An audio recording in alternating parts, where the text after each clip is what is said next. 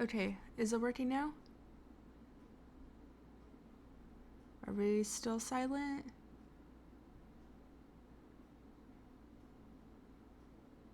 OMG, hi! Howdy, hey!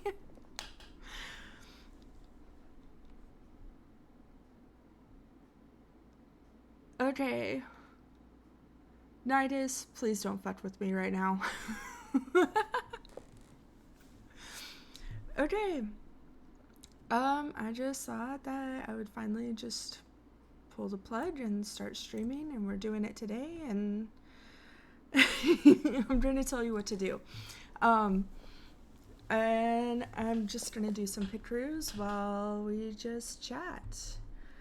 Um, so yeah. I don't have anything super planned for this.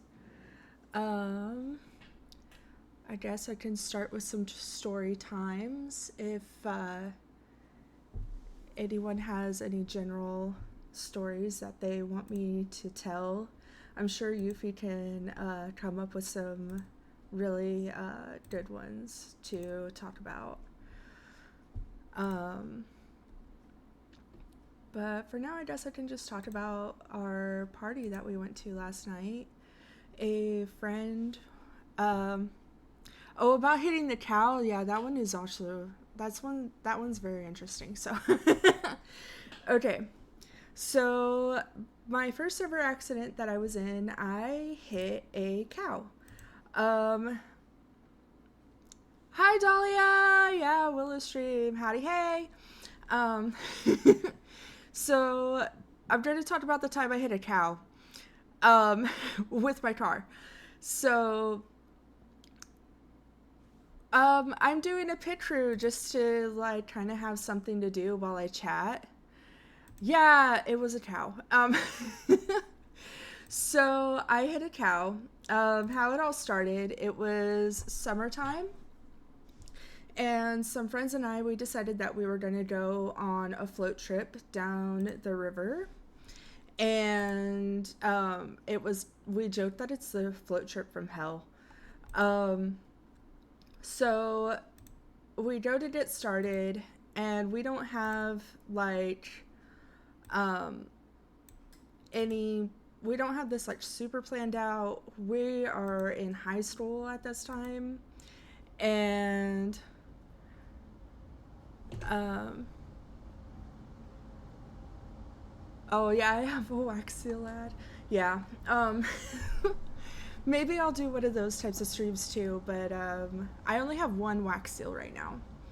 Um, I also can't find like a bunch of my what you deal. It's like my special pin and like a bunch of my other stuff. No, it's fine. Like I'm just like this is just chatting. Like I'm just we're just fucking around and finding out today. That's what this day is. So all right, back to the cow story. I am just squirrel over here, I guess. Um, so we're going on a float trip, and we're just teenagers in high school, and we're just gonna use inner tubes to go down this river, but it's not really a good river for floating in the first place. It's very very windy and stuff, and like shallow in a lot of places. It just wasn't a good one to go down in the first place. And like I think for a couple of us, this was our very first ever float trip. You're gonna find out why Tigressa is afraid of water that's not like um, a pool or something like that. Because she was also on this float trip along with two other friends. So there's four of us. We don't have, like, only I think two of us have a cell phone. We brought Tide dresses with us um, on the river, but and we tried to like keep it safe by putting it in three, I think, um, like Ziploc bags. and then also have it inside the cooler to try and keep it safe from the water, but it still got waterlogged.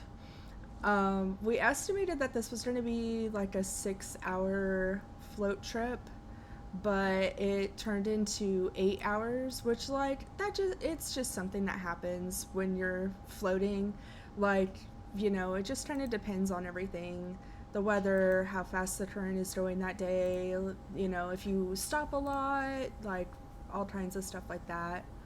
Um, and so we're just trying to go down this river. It starts sprinkling on us at one point. Um, and it turned into an 8-hour float trip. Tigressa's her phone got waterlogged, and she has a flip phone at this time. Like, this is like, I'm trying to age myself here, but we all know I'm older than Sirth. But this is like I think this was like 2008, 2009, something like that. And so the phone's waterlogged. We can't call like any of our parents and tell them that we're running behind or anything like that. We finally get to the end of the float trip. My car is the end car, and I had locked it, which I never did, because it was a really old car. It was an '89 Chevy Cavalier, full metal body coupe. So only 2 doors with 4 of us, and it had already been totaled at that point, by Yuffie and I's parents. They were going to work one day, and a truck pulled out in front of them because they had to go to work at like really early in the morning. And so this truck, I guess, just didn't see them that morning and pulled out in front of them. And so they decided to just take the insurance claim instead of like selling the vehicle to insurance, because it still technically ran. It's just that the repairs were going to cost more than the vehicle's worth. So that's like, if you didn't know, at least in America, that's how getting your car totaled works, is if the amount it costs to fix the vehicle is going to be more than the worth of the vehicle. So even though the vehicle still ran, it was still considered totaled, but like it was still legally drivable. Like, it still had insurance on it. They just got a claim, like a payout for it. So this car gets double totaled by the end of this story. So we're going down, and we finally get to the car. I had locked it, which I like never ever did. And so I was struggling to get it unlocked. And I finally get it unlocked. And then we're going back to the start car, which is down this old like abandoned highway that doesn't have any lights on it, and it's really twisty and turny. Like, where we live is very like that. We joke that we don't know how to make a straight road to save our lives. It's also summertime, so like all the trees are full of leaves and everything. So like visibility is pretty low. It has turned nighttime at this point, like completely nighttime. So we are running way behind schedule at this point. And we still have no way of calling anyone and letting them know, because the only other cell phone anyone has is back at the start car. And so we finally get to the start vehicle, and on the way to the start vehicle is when this happens. This farmer had like a field and a bunch of cows, and his fence was broken. And we'll find out later that he even knew his fence was broken and didn't do anything about it. So the car like is really loud also because it has no muffler.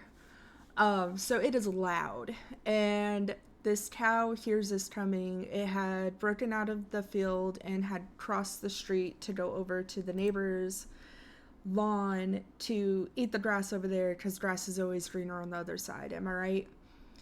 And it hears us coming.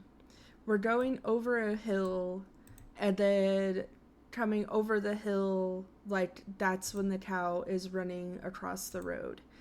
And the cow is black with a white face, which is not helping the situation at all.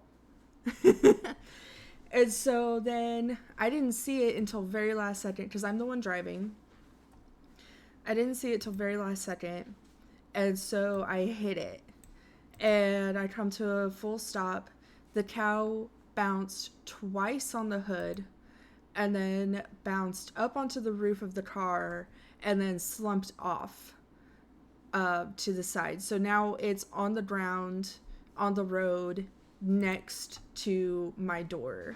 And I'm just so like overwhelmed and everything at this point that apparently like the friends in the car, they had to tell me apparently I didn't start screaming until I looked down at the cow on the ground and I thought I had killed this poor cow. So the cow, I think I killed this poor cow and it's not moving. I look out my window because also I don't have AC at this point. So the windows are down and I look over and just start screaming because there's a cow on the ground that I just hit and it bounced twice on the car. And then just kind of sat there for a minute because wasn't sure what to do. We can't call anyone. And then this old man comes down and comes up to the car and he's like, hey, like, I heard you guys screaming. He's like, I heard you guys screaming. Oh, are you okay? Like, what happened? And so, like, tell him, yeah, like, this cow ran out in the road and we hit it. And he was like, oh, yeah, I've been telling the farmer that his fence is broken and that he needs to fix it because the cows keep, like, coming and, like, coming over to my lawn and like eating the grass and stuff, but he won't do anything about it. And I was like, oh, okay, because like again, we're teenagers at this point and don't know what to do. And so he's like, well, yeah, like he has a house that he rents up the way. Oh, hold on, it looks like my crew is like stalling out. We don't know what to do, and he's like, yeah, like he has a house up the road there that he rents out to, like they might have his number. And so like we go up there and it's like this family and they're shooting off fireworks and like playing with their kids and stuff. And so like pull up and they're just like, who the fuck are you people? And we're like, yeah, we were told that like your landlord, these are his cows and stuff, and we just hit one and it really damaged the car and stuff. And they're like, okay, we'll let him know, I guess. And so I took down my phone number and stuff, and of course the guy never calls. Like he never calls. But also like thankfully none of us were injured either in this accident at all. So so we take everyone back to like their houses and stuff, and we go to drop Tigressa off first. And something to know about Tigressa is that her mom is a lot. And so I guess her mom had started going up and down the river, like driving up and down the river trying to find us. And she did not take her phone with her either. So there's no way to call her and be like, hey, we're fine. Everything's fine. We brought your daughter back. I don't know why this is being like difficult and not showing the changes. But anyway, oh, I can also share the link to this in the chat if anyone wants to do one themselves.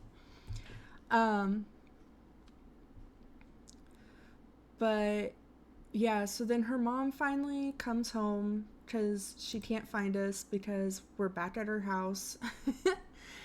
And she just starts losing it and is like, Tigressa, you're grounded. Like, just like losing it, okay? And I tried to step in because Tigressa is just kind of like folding in on herself and everything. And so I was like, oh, like, it's not her fault. Like, it just, like, the river was slow. Like, shit happens. It's not her fault. And her mom just turned around at me and just, like, started screaming at me and was like, get out of my house. And I was just like, okay. I guess we're okaying to Picru as well. Goodness. But yeah, so one of my other friends, he calls his mom and tells her that like we're safe and everything, and I don't know why this isn't working. Stuff already. This whole thing has been stuffed, just so you guys know. Yuffie can attest.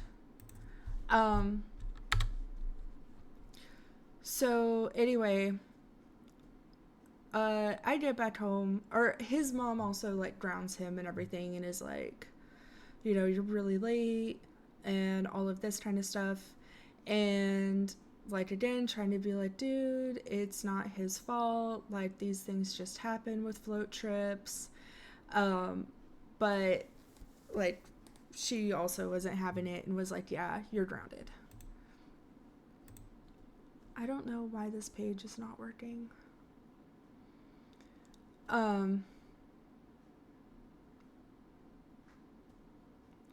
Yeah. Taking after Rhea. Yeah.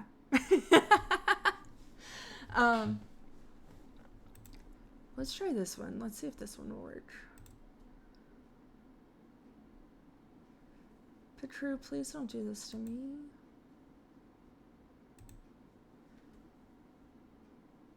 But what about the cow? Okay, so the cow, it did get up. It did get up, but I think I broke its leg. Oh, sorry about that if you heard that. It did get up, but I think I broke its leg. Because it laid there for like a solid minute. And then it got up and walked around in front of the car. But it was like it had its front right leg just like straight up and out. like how a cow's leg is normally supposed to be, just like straight down. Like, take that and it put it in a 90-degree angle. And that's how this cow was walking. And then I walked up the ditch and back into its field. And so I'm just like, this is crazy. I don't know. I don't know, man. I don't know. Yeah, ouch. So then, I get home. Thankfully, my mom is like, she's pretty chill. I think my dad might have been working nights at this time? Question mark. But anyway, wow, this like really is not working. Um, this is like my plan to have as the background was just doing pictures, but apparently the website hates me. Um, anyway, so I get home and one other friend is still with me. So we don't, cause like she lived with her grandma, and her grandma was also just kind of like very hands off. Um,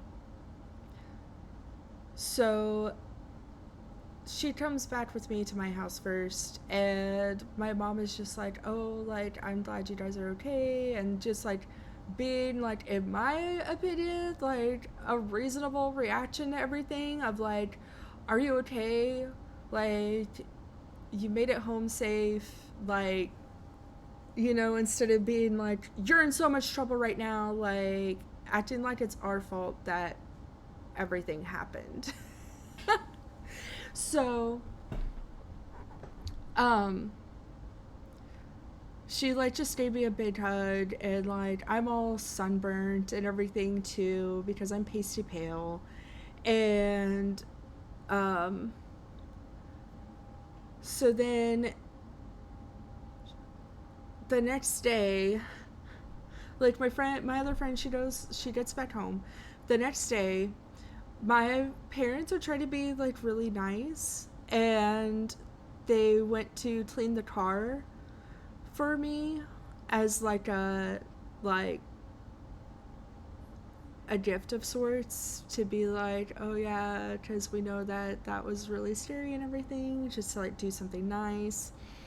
And I didn't realize that they were doing that until like after I woke up and I went downstairs, and like there's no one downstairs. And so then I went outside and saw that they were trying to clean the car. And then my dad is trying to clean this like big dirt spot on the back windshield. And I will never forget this. He's trying to clean it, and he's like rubbing away at it, right? And then he's like, I don't think this is on the outside. I don't think this is on the outside. It's on the inside of the window. And so yeah, so I literally knocked the crap out of this car, because if you'll remember, like, I had my window down. So when I hit the cow, apparently the cow like pooped. And then some of the poop flew in through my window and like splashed all over the back windshield. um and yeah. Yeah, ew.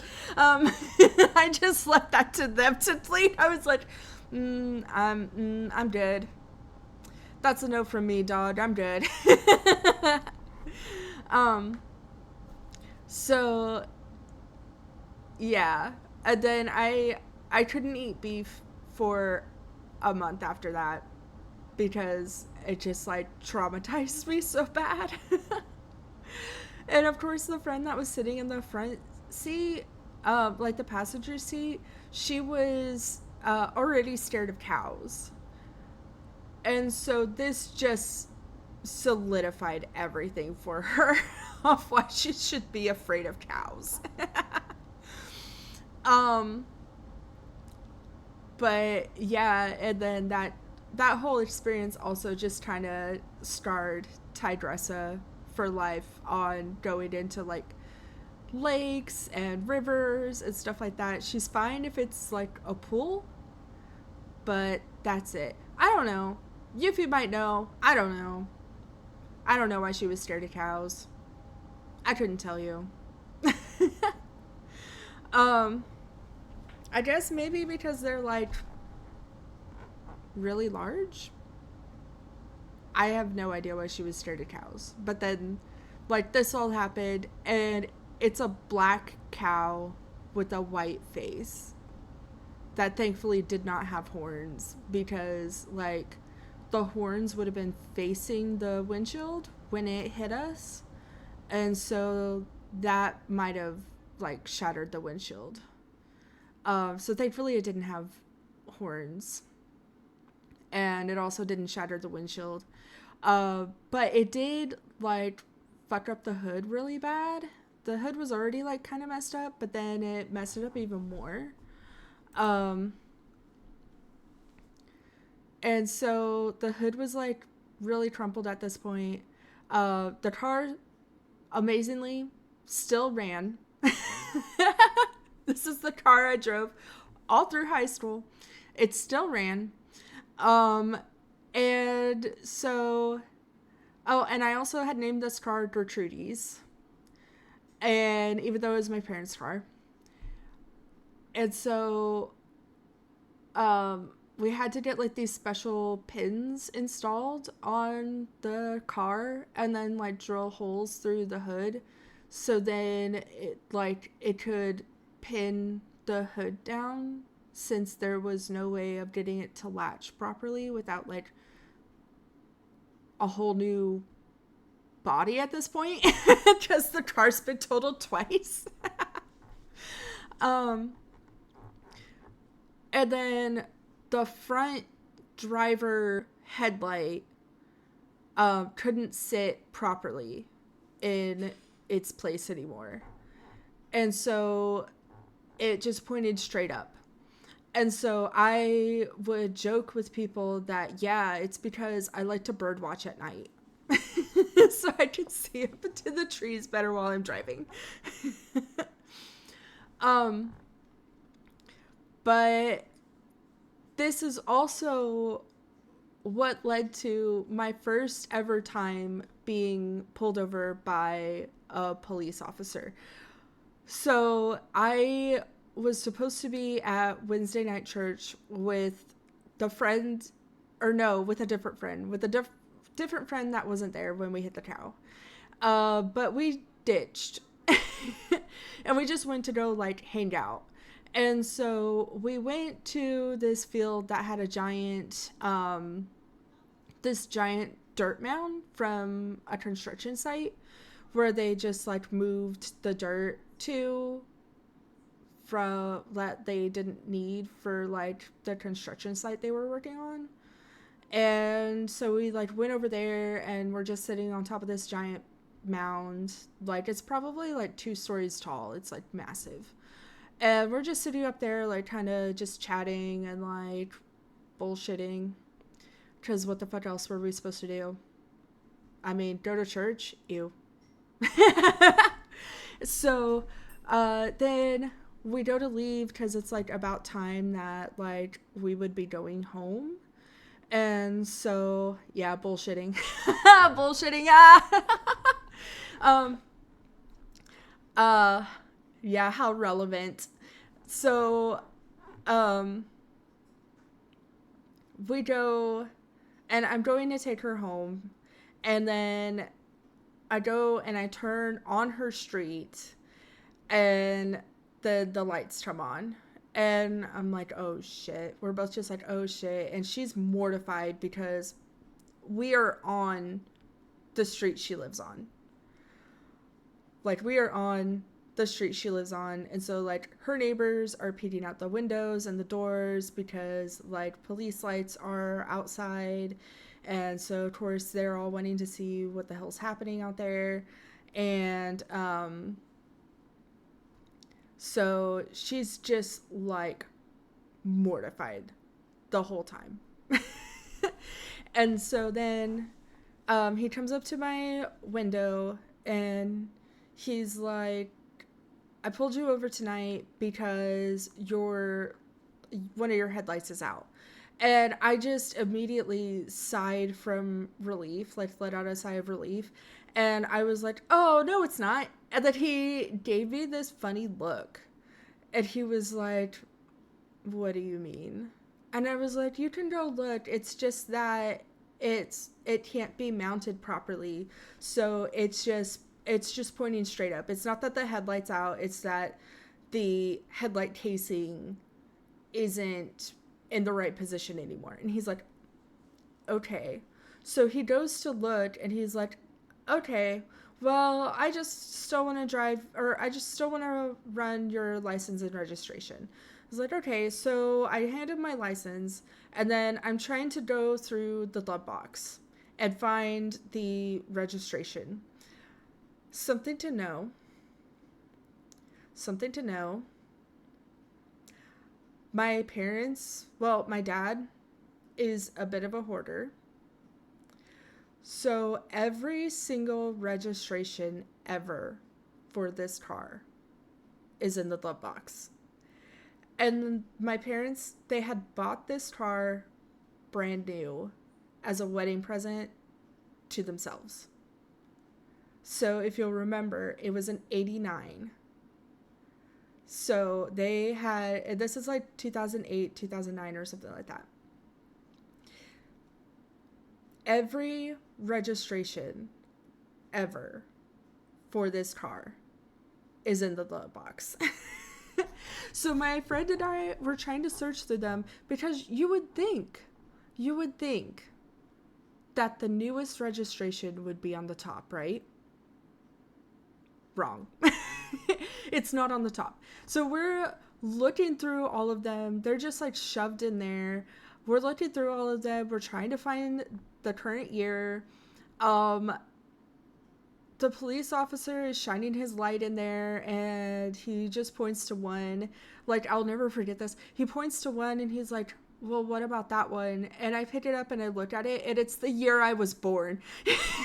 It was the year I was born, is the one he's pointing at. And I was like, no. And he's like, okay.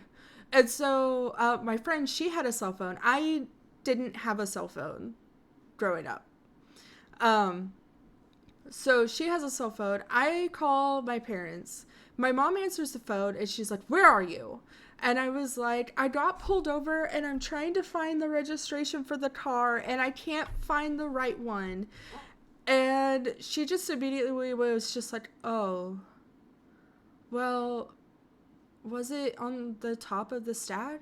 And I was like, no, it wasn't. I can't find it. I'm panicking. And she's like, oh, well, I don't know then. If it's not on the top, it's in there somewhere. I don't know then. And I'm just like, okay. And hang up the phone. Because I'm just a teenager and a baby driver at that time. And this is my first time ever getting pulled over, ever. And so then finally the officer, he was just like, well, I'll just assume that it's up to date because, like, there's every other registration ever for this car in the glove box. Like, I'm sure it's fine. So then he lets me off because, like, you know, I don't have any type of record. I was a pretty good kid for the most part that my parents know of. But like I never ditched school. I only ditched church. So yeah, she like didn't want to hang out for me for a bit after that because like she was so mortified of like the whole thing. But another thing about driving is I am 33 years old, okay? And I have never, and I'm gonna knock on wood, I have never had a ticket or like a fine or an ordinance or anything like that ever. I've been in 2 car accidents and I've been pulled over many times. Like, of course, the time I just told you about where like he thought the headlight was out, but then also I delivered newspapers for like 2.5 years, and the newspapers, they have to be at the people's houses by 6 a.m. but like the truck doesn't show up with the newspapers until like 1 or 2 in the morning. So I did that for 2.5 years, but being out and about and driving in the middle of the night, like I got pulled over a lot for quote unquote swerving.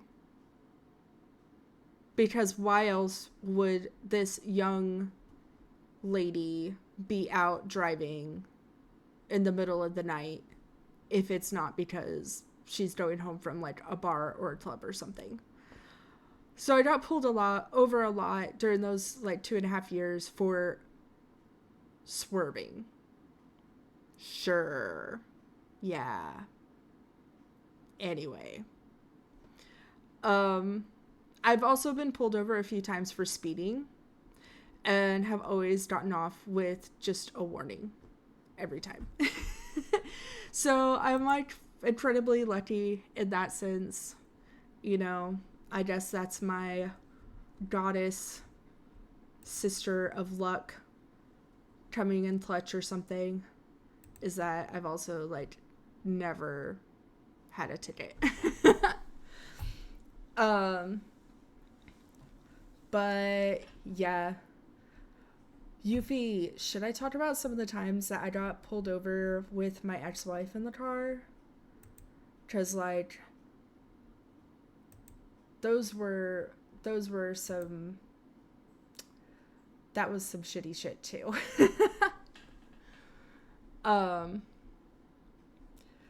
But yeah, if y'all want to hear about those, I'll talk about them. If you want to ask like any types of questions, like you can ask.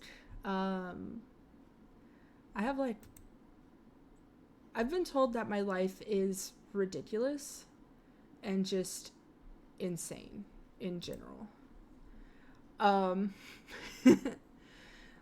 Like I fell, like I really did just like fall ass backwards into home ownership, and having worked in accounting for like 10 years now, I don't have a degree in anything, and somehow I've been doing this for 10 years.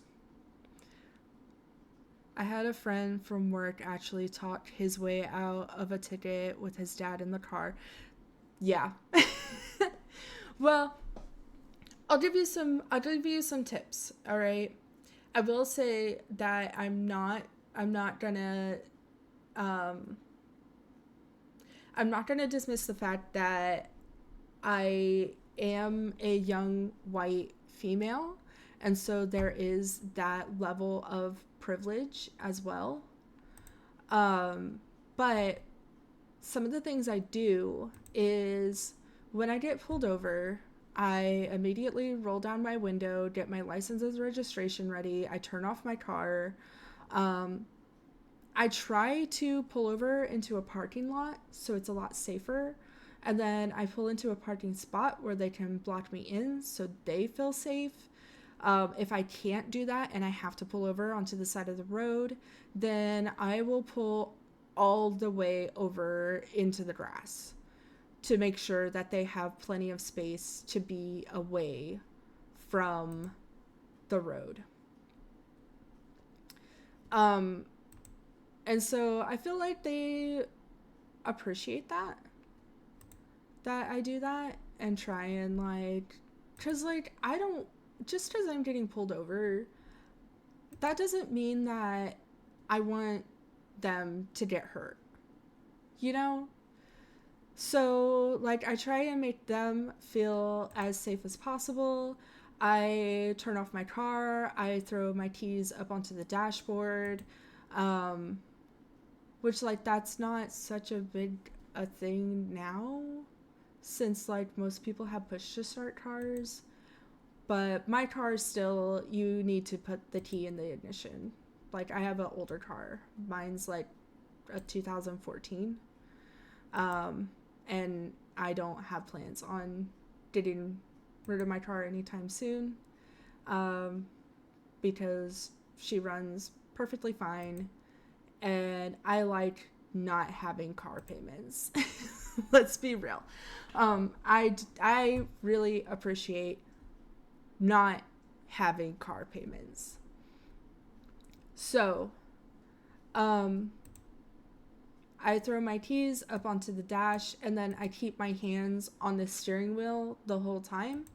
And I stay super polite. I answer their questions. And just like, just the yes, ma'am, no, sir, like that kind of stuff.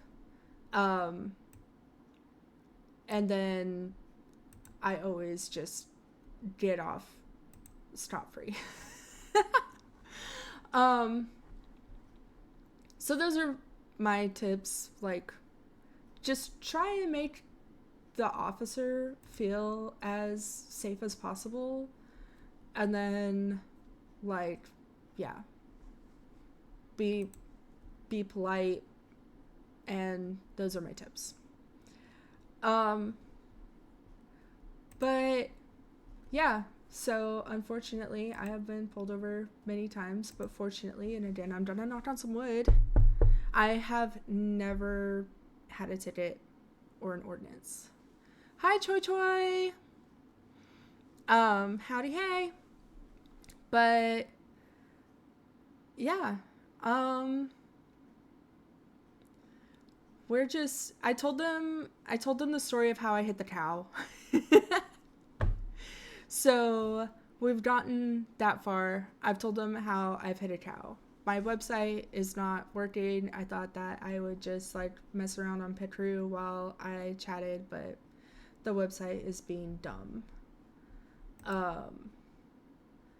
But yeah, like also I'm totally fine with being asked anything. Yuffie was the one that brought up like the cow story. Do you have any good stories I should tell, Choi?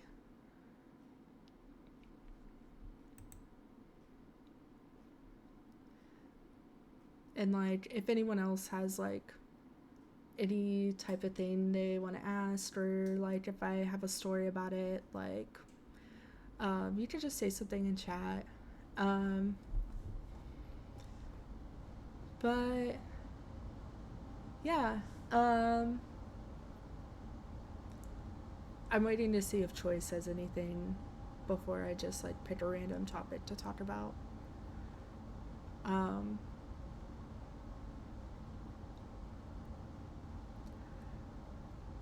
But I can also talk about the model I had made. Let's see here.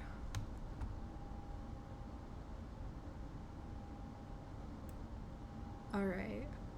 So yeah, I had this guy made. It's a male model, but I am still a female streamer.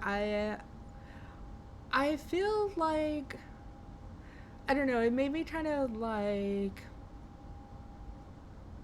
I don't know the term, but anyway, there's like these streamers that are male, but they have female models. So like Porcelain Maid, there's a guy I follow, and his streamer name is like Dian, I think. But like everyone in chat just calls him Nyan, and he has like a female cat model. There's others out there, but like you hardly ever see any female streamers with a male model.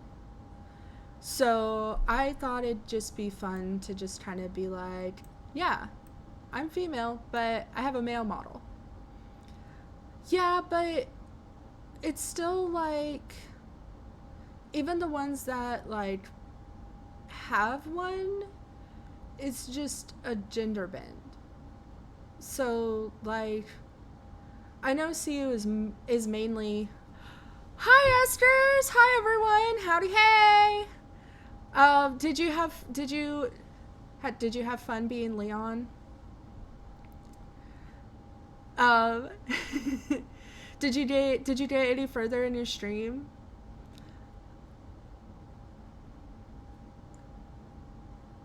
Yeah, so like that, yeah, that's what I mean. Like, like there are some female streamers that they do have a male version of their model. Hi, Allie. Hi, darling. Oh, pyramid head. Yummy. Mm-hmm. I approve. I've seen some really, really good, like, pyramid head cosplays at conventions as well. Um,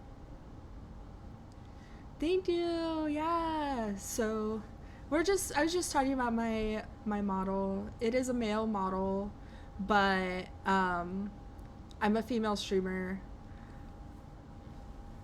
I believe in you, Esters. You can do it. You can be a pyramid head cosplayer. You you can do it. Hi, welcome back, Dahlia. Howdy, Kay.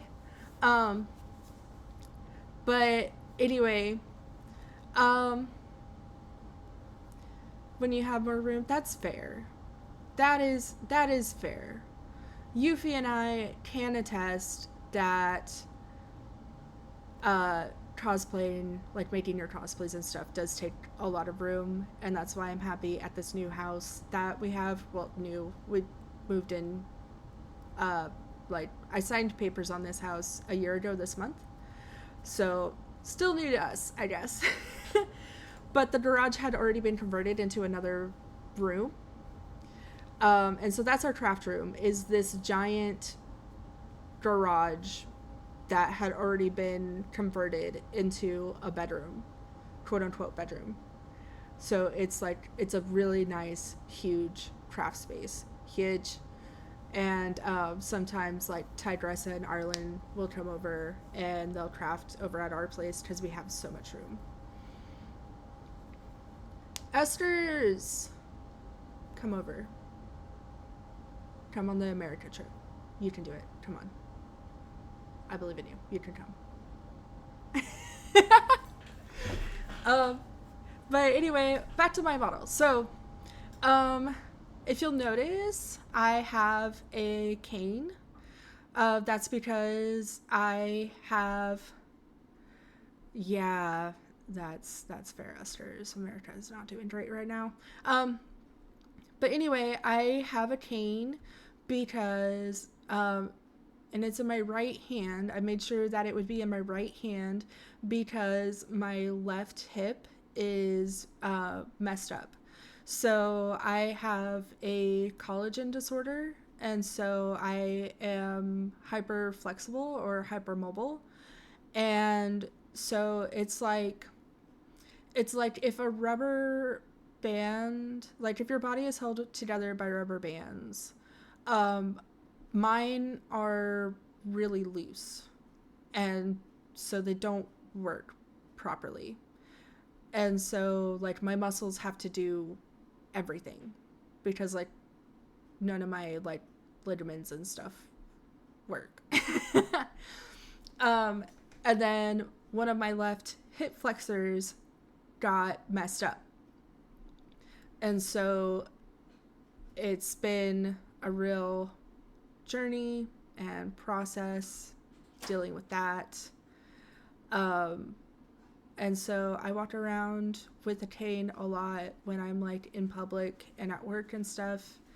And so I just thought it'd be fun to include that in my model, is having my cane with me. Um, and then, like I was saying, I just thought it's just dumb that there's a lot of streamers out there with female models. Like, that is their, like, main, like, base, like, model is female. So, like, an example would be, like, Porcelain Maid. He is a male streamer trapped in a female doll body.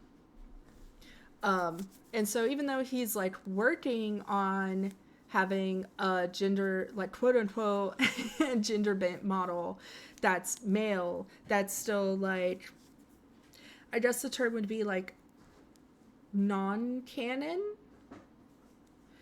And so, like, there's a lot of male streamers out there with, I say a lot, but like, I never see any female streamers where their base model is male. And so I decided, screw that. I'm going to have a male model. I do what I want. And so I also decided that I would be an opossum. The difference, by the way, between opossums and possums is that opossums are in the Americas. And possums are like, they're more eastern based. So, like, Australia has possums, but North America has opossums. So mine is based off of the North America, Virginia opossum, because that's what we have around here. That's the type of opossum we have around here. And I just think that they are so cute. Like, in case you haven't actually seen one,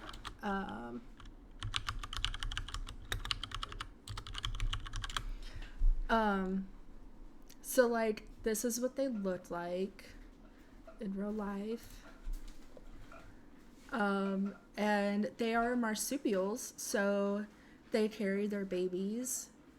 Yeah, they're also the only native marsupial to the Americas. There's the little shits. Why are you talking about my kind like that, Jeff? That's not nice. That's not nice.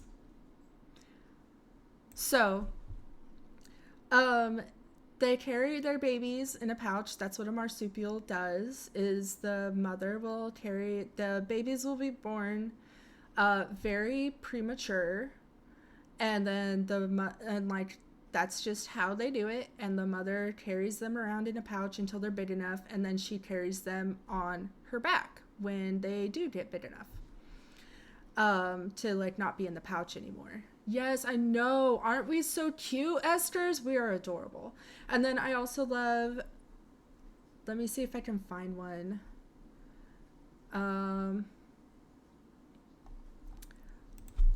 Let's see. I love when they have, yes, this. I love when they have little cross eyes.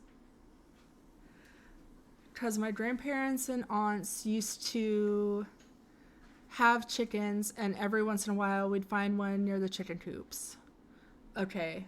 I mean, yeah, I get that. But we're actually very important to like the ecosystem and stuff.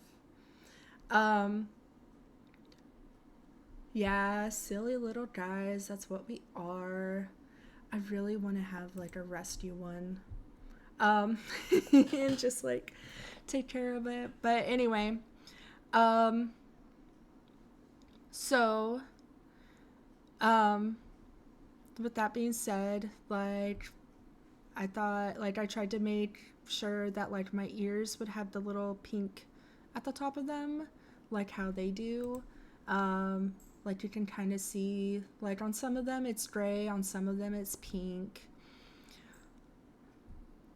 Yeah, rather scare them than kill them. Yeah, so some of the things, our body temperature is naturally pretty low. It's in like the 80s, like in Fahrenheit. I'm not sure what that is in, like, internal temp of I can't spell. We're fine. Everything's fine. We're fine. All right, so it's like 94 to 97 or 34 to 36. But that's still too low for rabies. So we cannot get rabies because our body temperature is too low. So like, that's something. So like, you never have to be afraid of one of us biting you and you getting rabies like you would with other wild animals like raccoons or wild dogs, um, because we can't even get it in the first place. And then also, we eat like a lot of ticks and insects and stuff like that. So I don't like being bit by ticks. So I like that we eat them. We eat them so they can't eat you. And then also we are the reason that there is antivenom. So opossums can survive, I think it's like 50 to 80 rattlesnake bites, and it just doesn't even phase us. We're just built diff like that. It's pretty sweet. And so because of that, like the science nerds, they rigged. Yeah, the science nerds studied us, and they took that information and they studied it, and then that's how they found out how to make any type of antivenom in the first place, is because of us. And so, yeah. And then we're also scavengers. So if there's just like dead stuff, um, like out in the forests and stuff like that, we eat it like vultures. We eat it. So then there's not just like stuff sitting there rotting. Like we eat it. So then like it all gets cleaned up a lot faster. And so it's really good for the ecosystem too, to not just have these dead, rotting stuff just everywhere. And so yeah, that's some fun facts about me and my kind. And yeah. So dang, Choi Choi never responded. But yeah, we also will eat things like cat food. So if you leave like cat food or dog food out, you might.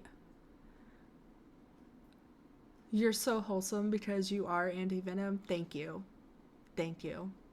I don't know if I truly am wholesome, but I will take it. I'll take it, Eskers. So, um, oh, I am now? Okay. Even though we have DMs. You don't have to answer that. Anyway. Even though we have DMs, got it. Well, thank you. Thank you for that. But anyway, them's the rules. Okay, I will abide by the rules. But oh, something else that I wanted to point out about my model, if you'll notice, my eye, like my pupils, they are X's. So, like, if you notice, like, let me zoom in. All right. So, if you'll notice, my pupils are X's. And I just thought that'd be like a fun little detail, because when opossums get scared, we will play dead. And it's just like a reflex. Like we can't help it. If we just get too scared, we just play dead and then emit this awful smell to try and scare predators away. So then, like, because a lot of predators, like especially cats and stuff, they thank you, Eskers. I thought it was a cute reference too. Play dead right now. Hold on. Let me see.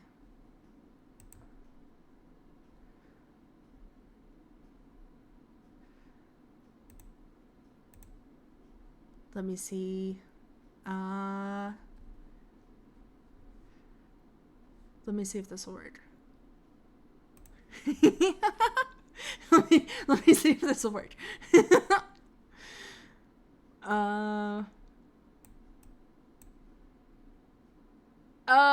Okay. So just pretend that my eyes are closed. uh, um, yeah, I am stinky. I'm stinky. Stinky poo poo. Damn, she did it. Yes. Sleeping Willow. uh, Sleeping Beauty she's actually one of my favorite Disney princesses. And yes, I know about the original lore of her fairy tale. I know. But that doesn't mean I can't like her.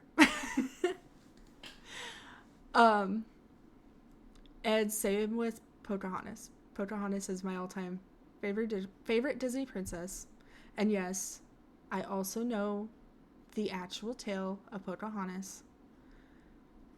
Now the originals don't exist. Well, Pocahontas does. Pocahontas, at least, we do need to acknowledge that Pocahontas did exist. And that her life story is actually very fucked up. But anyway, Sleeping Beauty, on the other hand, nah, that's all fairy tale. We can pretend that the original of Sleeping Beauty does not exist, and it's just Disney magic bullshit. Okay. Now that we have that out of the way, I also kind of wanted to look trailer trashy. Because I am an opossum, and like opossums are kind of just considered trashy, at least here where I live. And so like I wanted to have like kind of ripped up jeans and like my flannel with like a black wife beater underneath.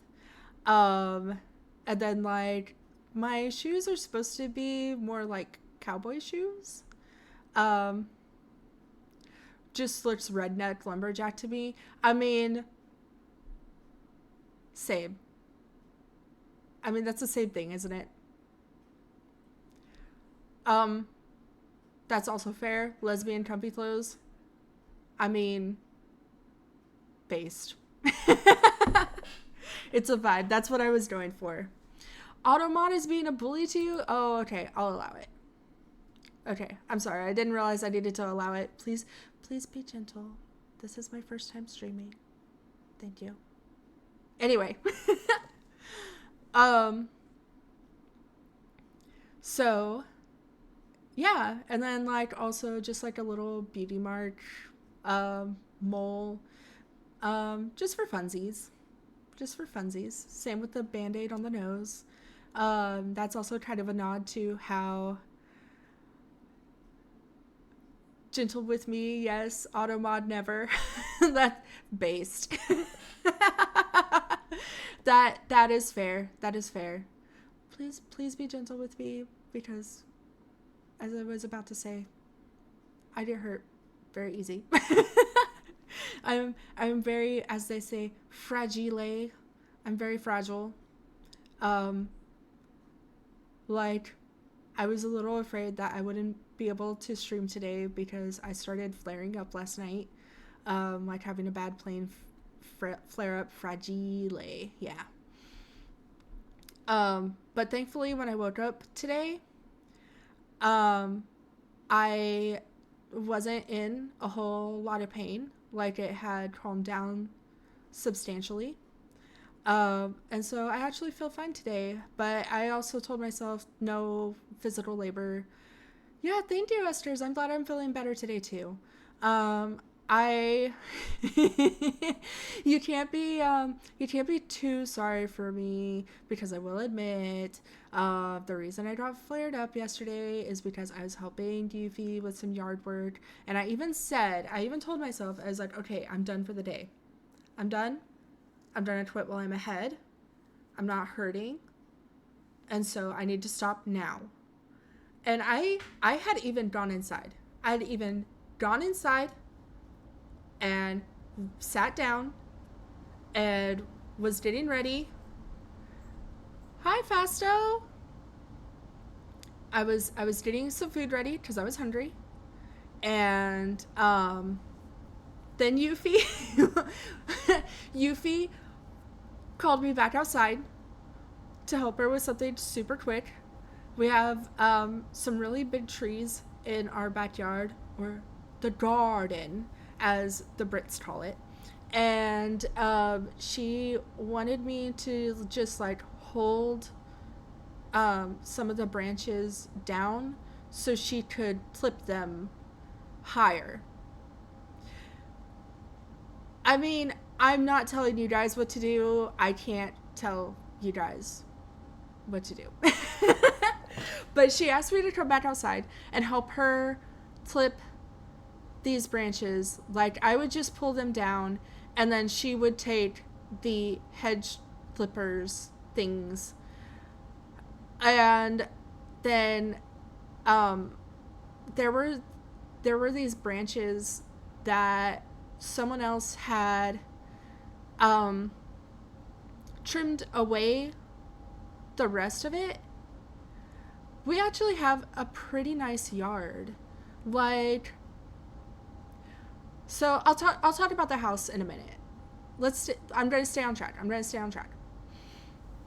So, I went back outside to help Yuffie, and then it had always kind of pissed me off that someone had trimmed away these like branches or trees that had grown along the fence line, and our fence is chain link fence.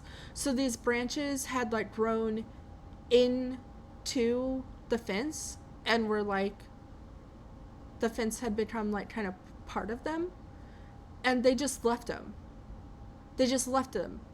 In the fence.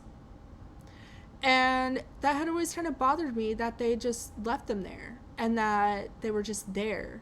And so I took the clippers. Yuffie went off to go do something else. I took the clippers, and then I went to get these old dead branches out of the fence. Because I also knew that it would be pretty easy at this point to do it compared to when it was first done, since they had been dead for at least a year at this point, and so they would be nice and dried out and dead. So I hacked them out of the fence line with the clippers, and I felt super accomplished doing that.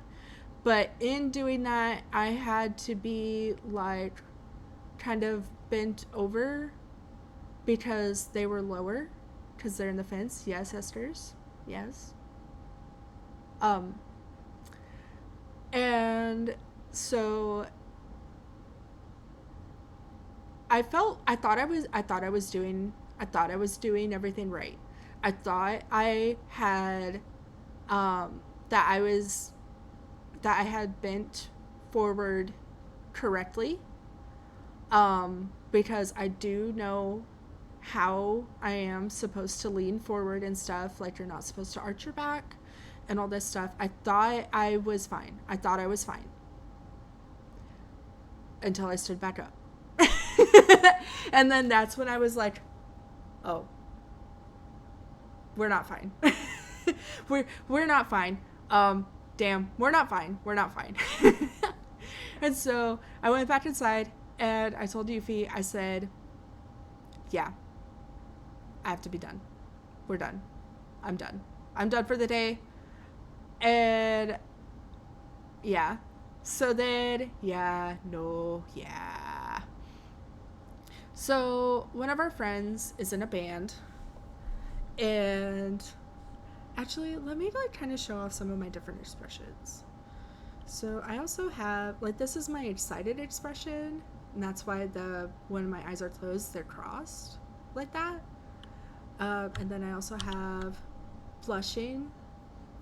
So like, oh my god, guys, stop it, guys. And then I have sad. Why are you being so mean to me? Thank you, Dahlia. I think I'm super cute too. Having a D&D, Jeff. Can I ask super quick? Um, what character and race do you play? Can you tell us just really quick before you go? If you're still there. For me, at this point, I usually play a druid. I am custom called Raceling. Okay. You'll have to tell me what that is. You'll have to tell me what that is next stream.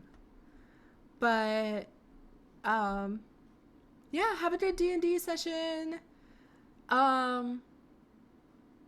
Fuck everything or don't fuck everything. That's up to you. Ember Tail, which has burning hands and controls flames. That rack like raccoon. Oh, so you and Yuffie are besties then. I see. And you're playing a cleric. Nice. I'm too scared to play any healing classes ever because I don't want to be dependent on that. I don't want to be dependent on like that. Which leads me to this one. Gross. Please don't depend on me like that. You're not a Tanuki though, but like your cousins. Though that's a sub-race option. See, like your cousins. Right? Yeah. Okay, don't be late. It's always hard to get everyone together for D&D in the first place. Go. I'll be fine. Go. It's good. It's fine. It's good. Bye! Okay. And then I think... Yeah. Alright.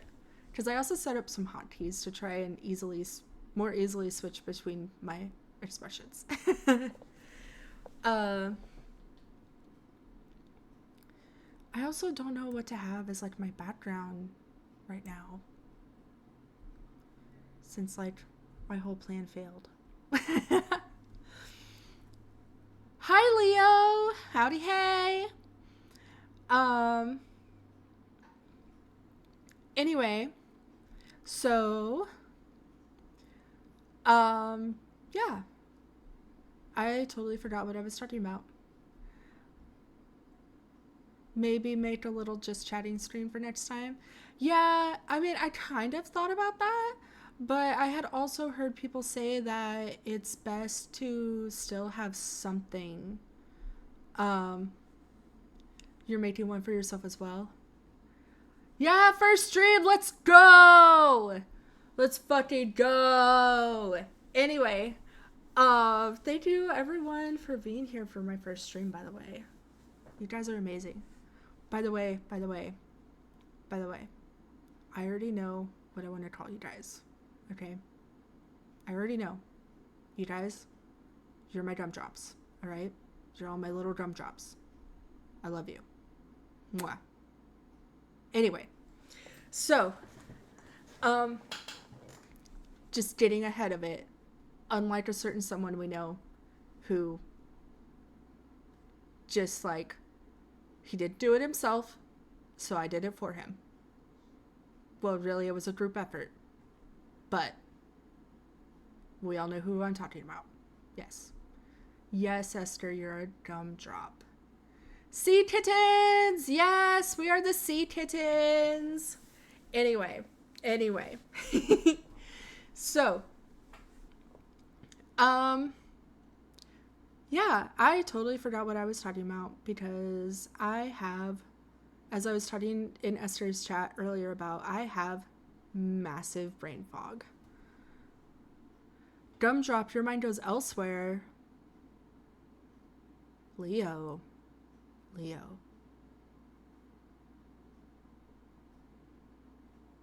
Do you want to share with the class? Do you want to share with the class, Leo? Would you like to share with the class? Also saying mind is never clear. I'm sorry, Leo. It sucks. I was talking about yard work and getting hurt. Okay, so yeah, I hurt myself. No, you don't think so? Okay. Again, I can't make you guys do anything. You are your own person with free will. So, yeah. And then also last night, Yuffie's boss she's in a band, okay? Thought it was pretty obvious.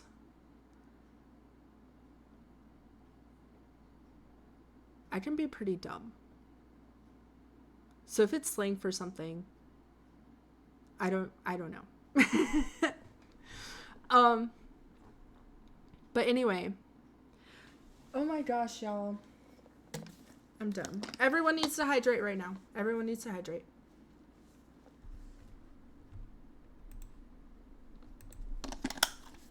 All right.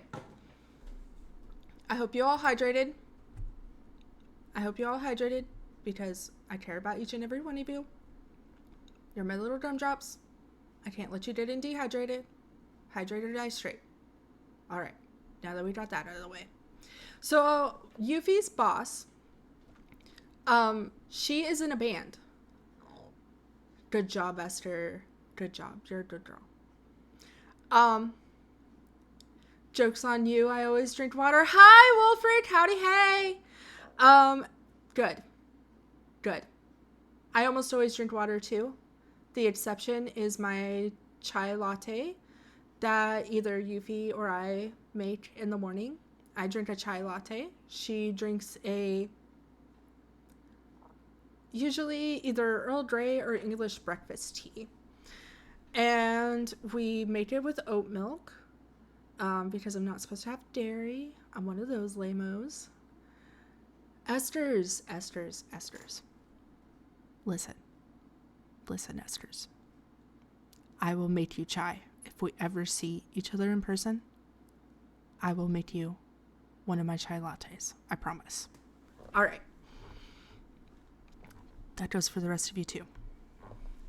I'm so proud of you, Leo. Good job. Head pats for you. Good job. Anyway, soy milk is also great. Okay, yes. Okay. I trained myself to like soy milk before I found out that I'm not supposed to really have any type of dairy except for cheese. Cheese is okay.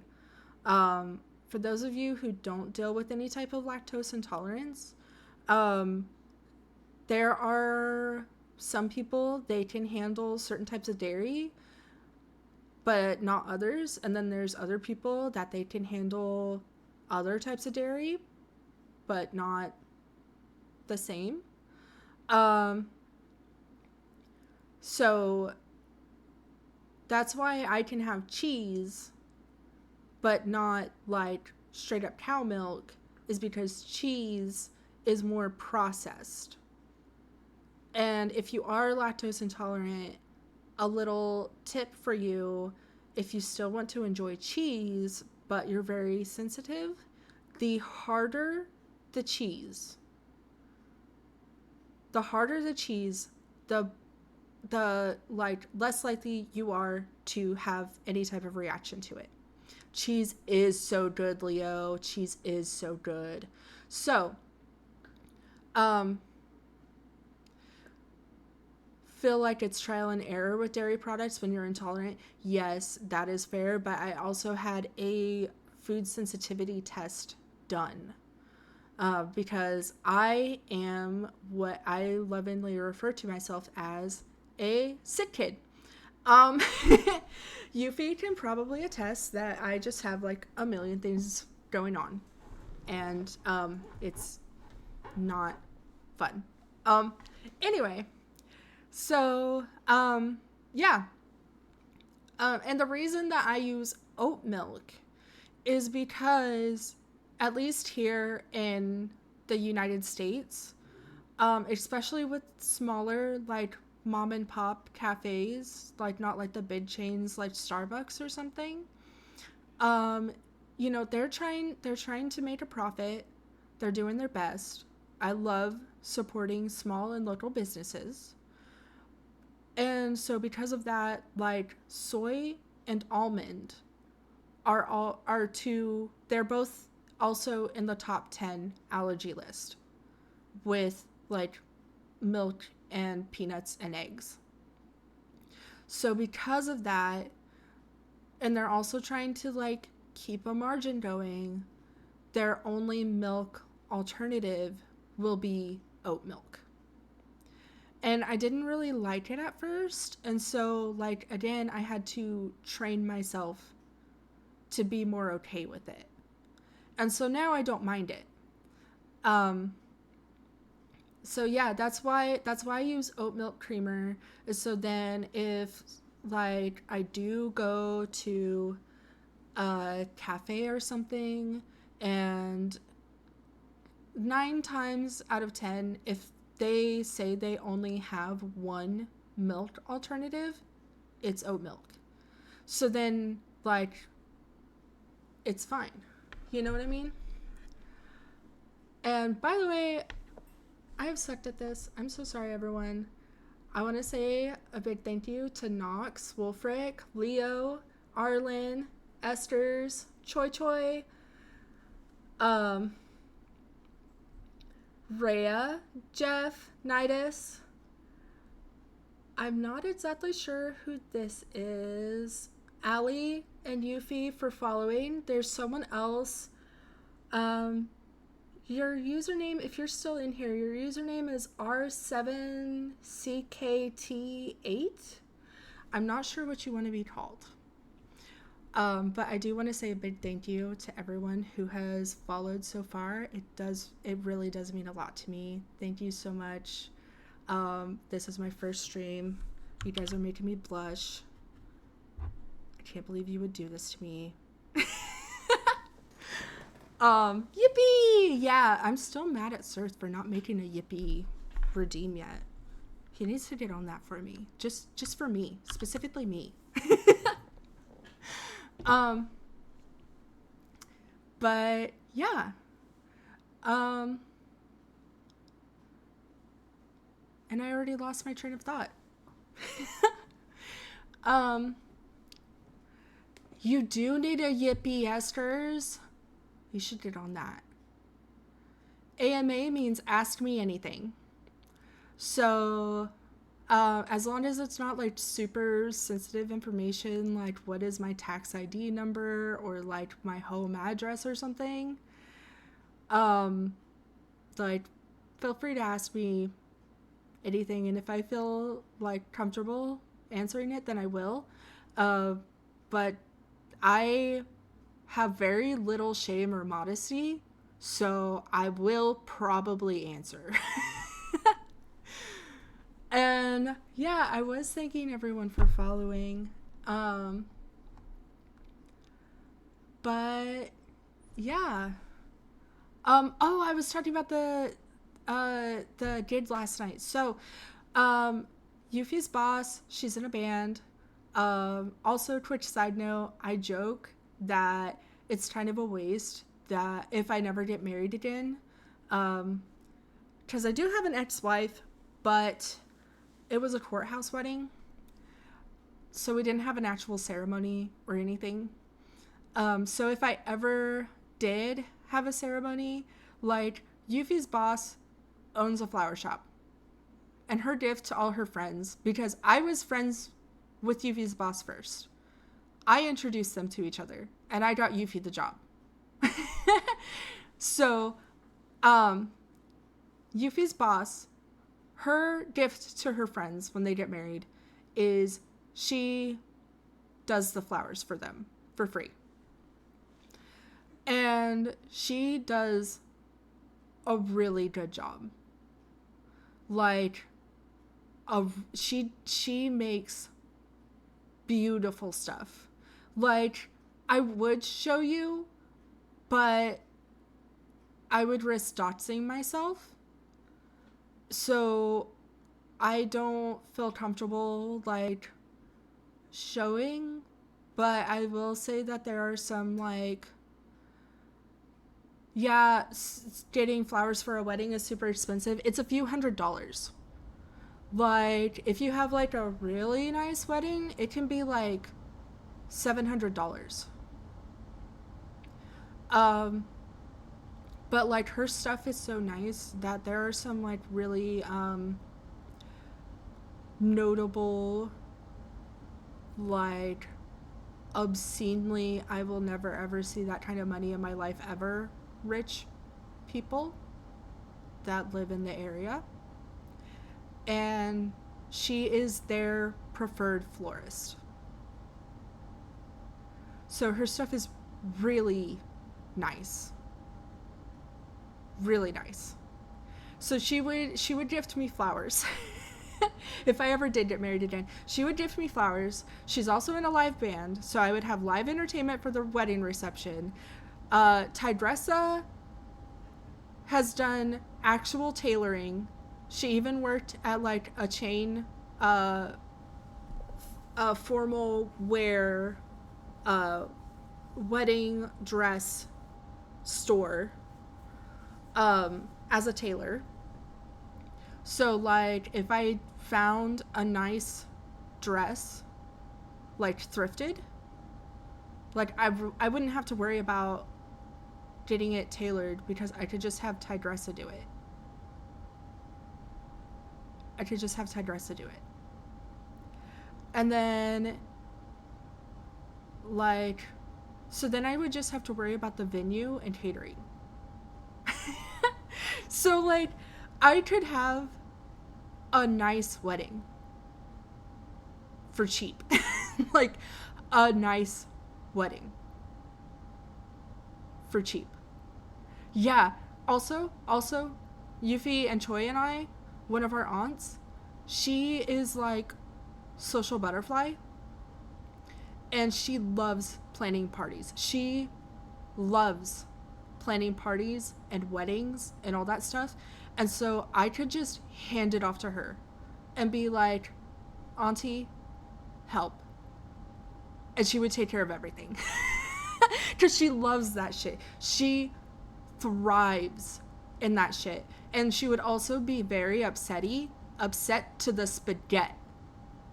Upset to the spaghetti if I did not come to her and tell her to plan my wedding.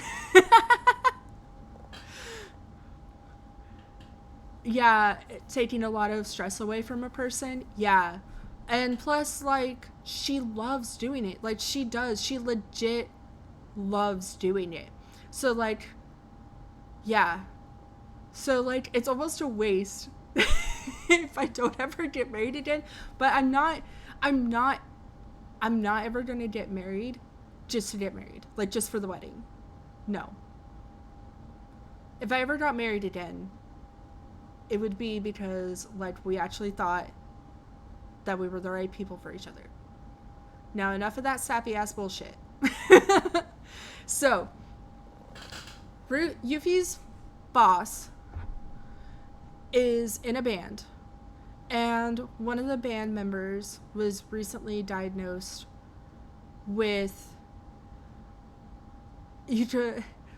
Leo can't even imagine getting married, can barely imagine getting in a relationship. You know, fair. Do me friends with benefits for days. You know what? Same. Same. Anyway, I've learned though, with my ridiculous, crazy ass life though, to never say never. Because, like, stuff that I swore I would never do, I've wound up doing. And so, it's just never say never. Because you don't know what's going to happen. But I will say, one of my life goals is to never set foot inside of a jail or prison. That is one of my life bucket list goals is to never, ever, for any reason ever, step inside of a prison or a jail. Ever. um, so, one of the bandmates, she was recently diagnosed with a very rare terminal cancer. And so they are going to try and do some trials, I think. Yeah, go meal prep.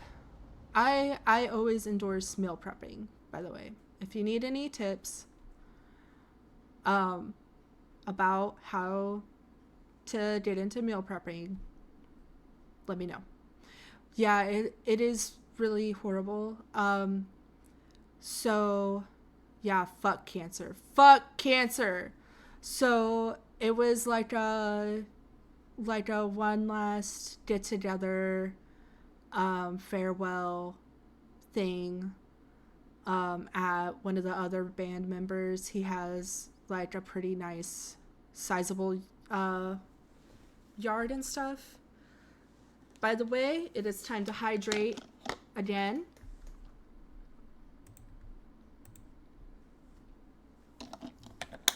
Just so you know, I did have weight loss surgery. And so I won't be having a hydrate redeem because if people spam it, I wouldn't be able to fulfill it. Because I can only eat and drink so much because my stomach is so small. And so I have a 15-minute timer that I have set to go off every 15 minutes. And so that's why I'm drowning you guys with me. So because I can't have a hydrate redeem, I have a timer instead that I keep on my phone or my computer because I use it all day, every day to help keep me hydrated. Because you gotta hydrate or die straight. And you don't have to drink, like, you don't have to chug it, alright? You don't have to take giant chugs, but you do have to drink some. And it has to be water. I don't care if you put flavoring in your water. I take 5 sips. I take 5 sips every time. So I'm gonna make that the minimum is you have to do 5 sips because I had weight loss surgery. My stomach is tiny. If I can handle 5 sips, you can handle 5 sips. All right. I'm glad we had this talk. Go team. Good chat. Go team. So, what counts as a sip? How I count it is I don't take big gulps, but like every time that I gulp, like that's a sip. I don't know if I'm making sense, but that's how I count it. Anyway, I'm proud of you for hydrating. You're doing a good job. You think so? Then you gotta drink more? Alright, you can drink more. You can always drink more. Unless you're like me and you have to be careful, then be careful. But you also have to be careful about staying hydrated. Alright? Alright, I'm glad we had this talk. Because I care about my little gumdrops, okay? Thank you, Leo. Thank you, the rest of you too. Because I'm assuming you're all hydrating as well, right? Right? Right?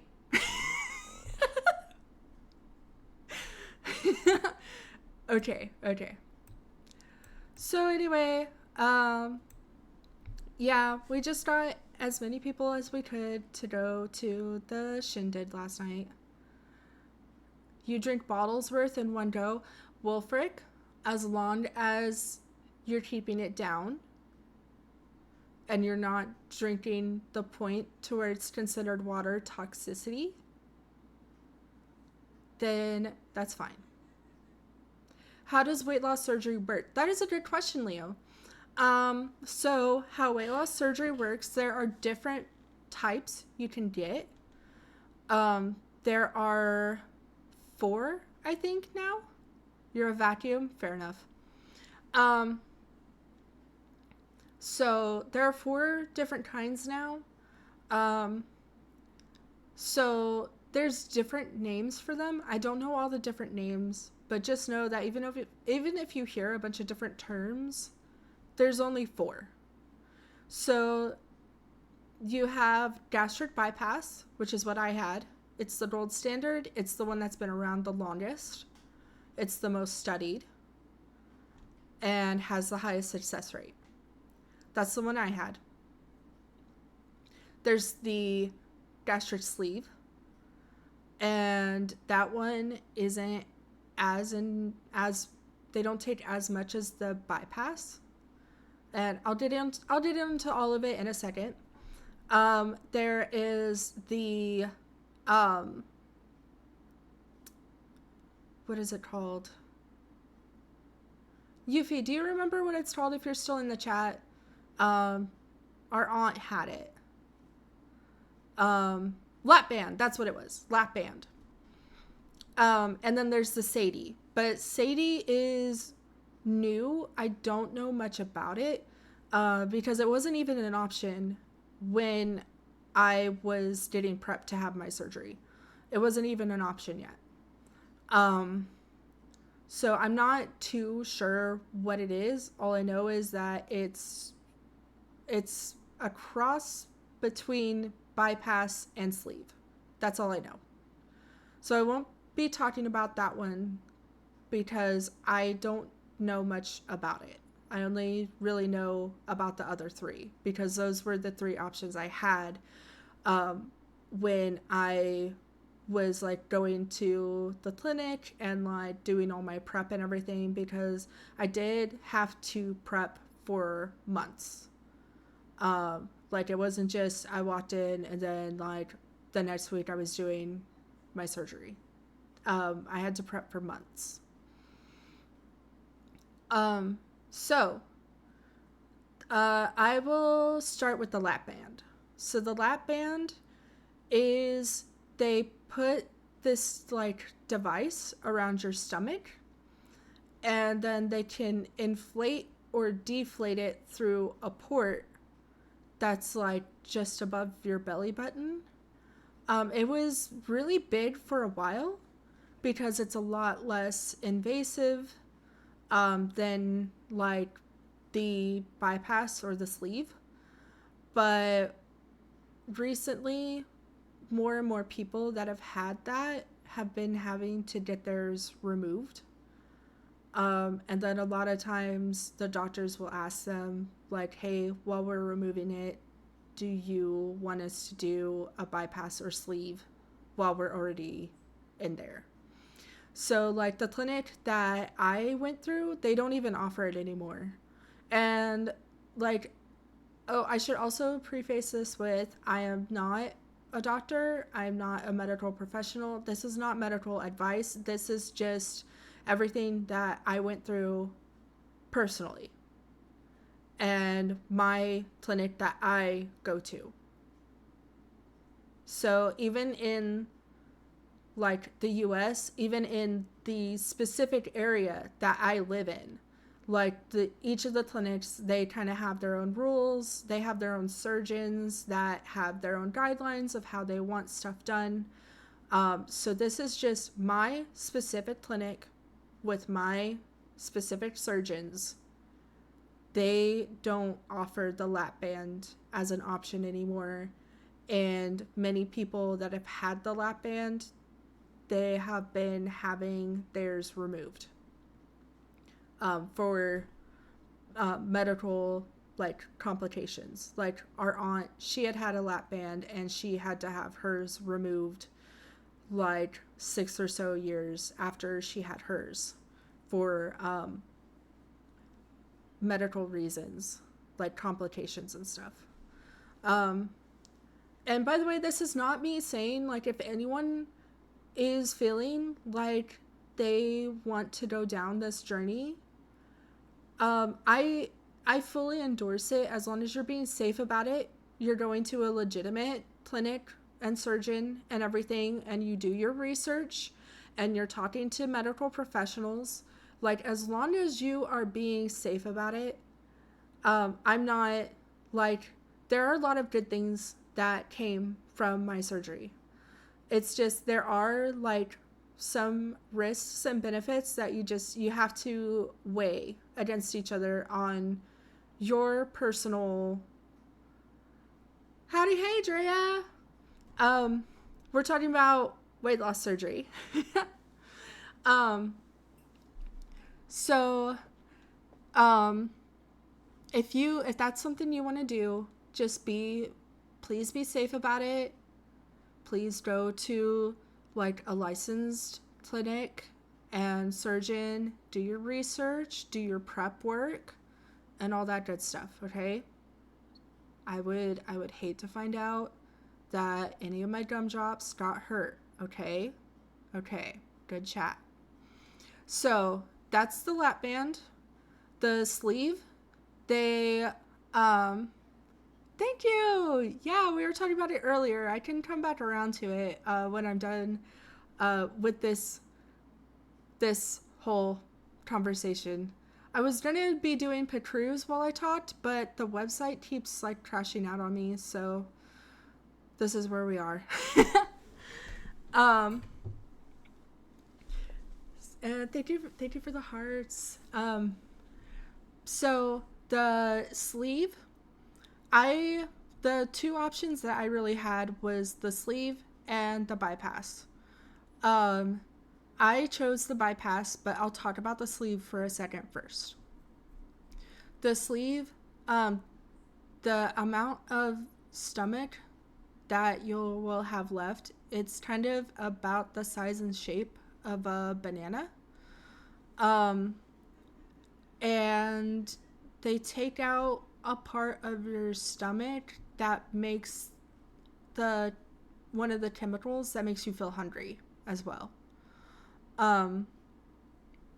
So for most places, it's also a little bit cheaper, at least here in the US,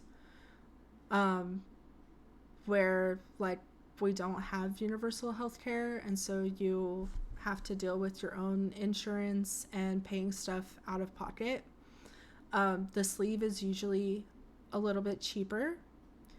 It doesn't have quite the same success rate, and by success rate I mean like percentage of weight loss, than gastric bypass. So like the sleeve, I think if you take the total amount of weight you want to lose, and I'm sorry, I don't know the conversion for pounds to kilograms, which I can actually, I'll look it up like really quick. So like let's say you want to lose 100 pounds, so like 45 kilograms, then the sleeve will get you 70% of the way there. So like 70 pounds or 32 kilograms. But then if you had the bypass, it would be 80%, so it would be 80 pounds or 36 kilograms. But again, there's pros and cons to both. Here in the US, one of the pros of sleeve is that it is cheaper. And but the reason the main deciding factor for me on choosing bypass over sleeve is that, and again, like everyone is different. This is not medical advice. Everyone's different. Everyone reacts to stuff differently. Like what works for me might not work for you. Okay. So I already had terrible, terrible heartburn. Like, I was taking a prescription every morning for my heartburn. And then if I ate something that would set off my heartburn, like, um, let's say some type of pasta dish with red sauce, like tomato based sauce, then I would still have to eat a bowl of ice cream just to go to bed because the heartburn would be so bad. So there are a lot of people, it is a common complaint or side effect with the sleeve that um, it gives you heartburn. And so I'm already dealing with very, very terrible heartburn or GERD, as some people call it. Thank you for the follow, Drea. Um, so I'm already dealing with awful heartburn. And then people say that the sleeve gives you awful heartburn. And so I'm like, I think that's going to be a no. I think I'm going to go with the bypass instead. And so that's what I did. I went with the bypass. Oh, we gotta hydrate again. It's been 15 minutes. We gotta hydrate.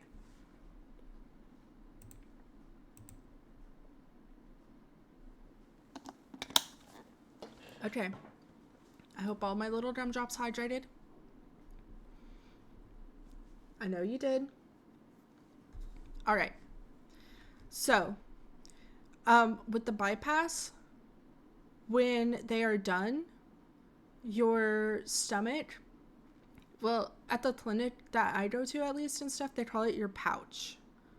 So your pouch is the size of an egg when they're done. So you have this much smaller stomach, and so then, like, honestly, the majority of all of it is not necessarily how big or small they make your stomach or your pouch. The majority of it is psychological.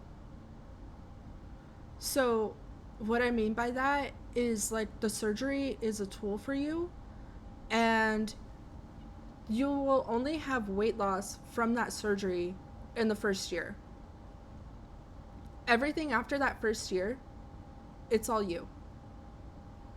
And so that's why some people do gain weight back after they have weight loss surgery. And, like, yeah, some of them it's lack of discipline. A lot of people in my support group that I go to, they gained back a lot of their weight during COVID, because I'm sure for most, if not all of us, at least in this chat, COVID was very hard. Like, being in lockdown and everything was very hard. And so, but even if you did gain your weight back, you can still use the tools and everything that you learned from having had the surgery to lose your weight again if you decide that you want to lose your weight again. I'm trying to be, like, kind of sensitive about this because I know, like, obviously I know that weight is a very touchy subject for a lot of people. So I'm trying to make, like, very broad generalizations and also only talk about anything in depth that I personally dealt with. So the people and the surgeon at the clinic that I went to and everything, they were really nice. They were great. They tried to make sure that, like, I knew everything before I went into it.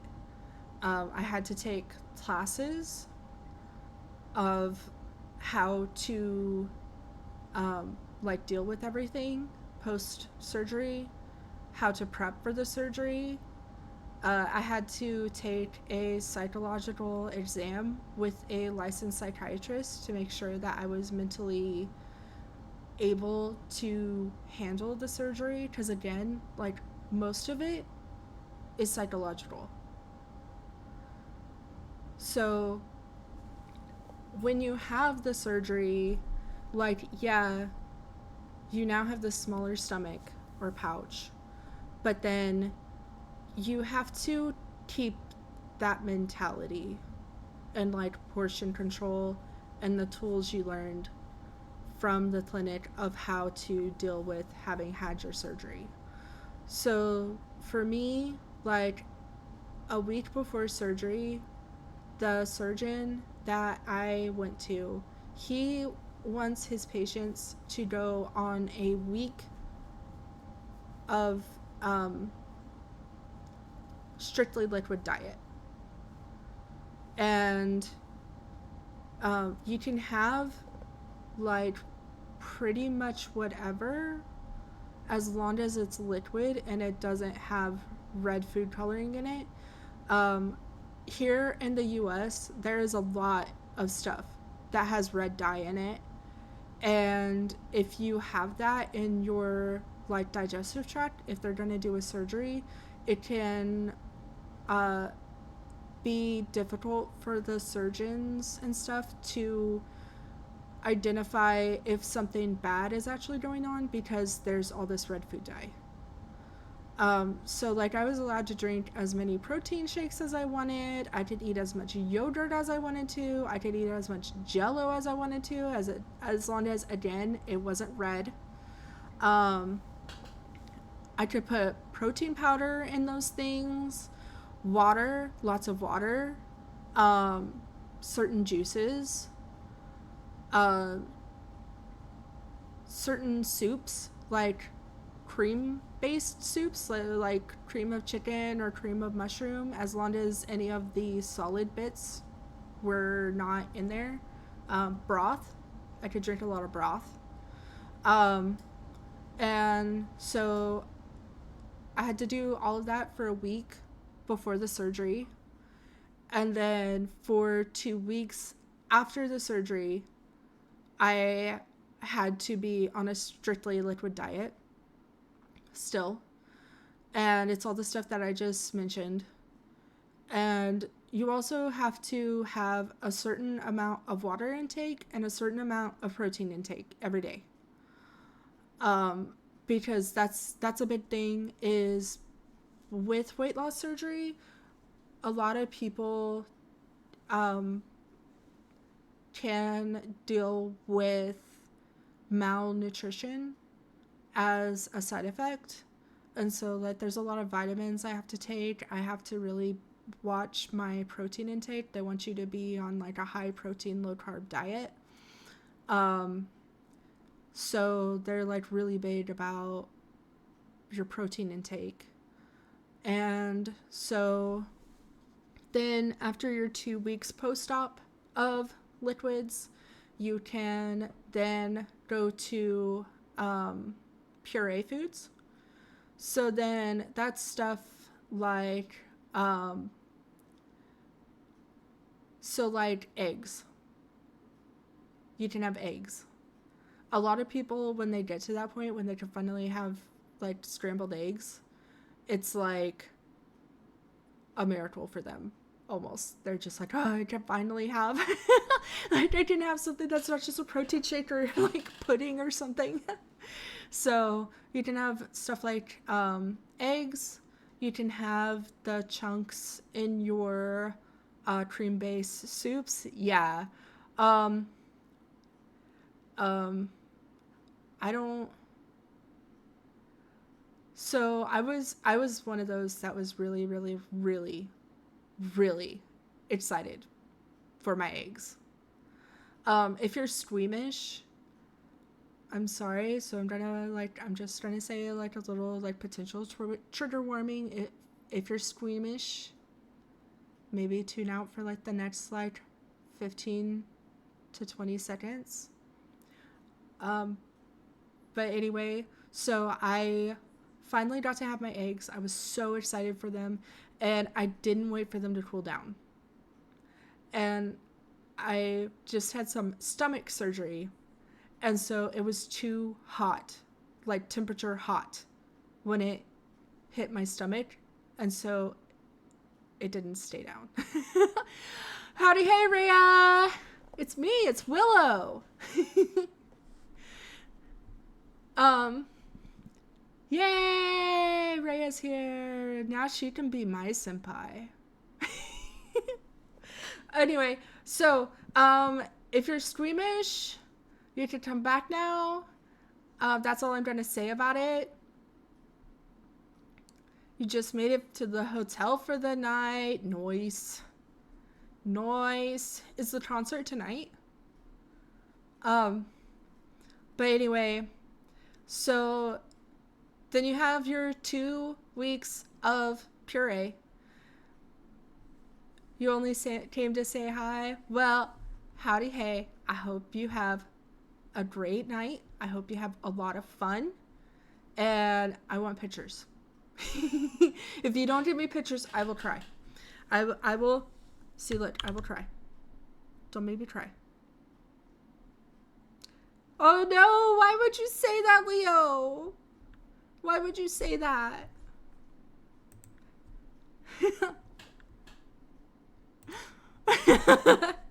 Oh no. No, gumdrops, don't be fighting. No. Anyway. What the flip. So then after 2 weeks of puree, then you have mechanical soft. So like mechanical soft would be like you can have a hamburger, but you can't have steak. So like if you can tell that type of difference, that's what I mean. You can have like pretty soft foods. You can start having like bread and rice and pasta just in moderation. You gotta chew super, super, super thoroughly. Like you have to count your chews. You take small bites.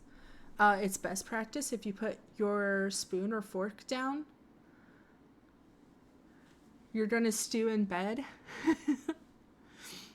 You know, goals. Have fun working, Drea. But anyway, so yeah.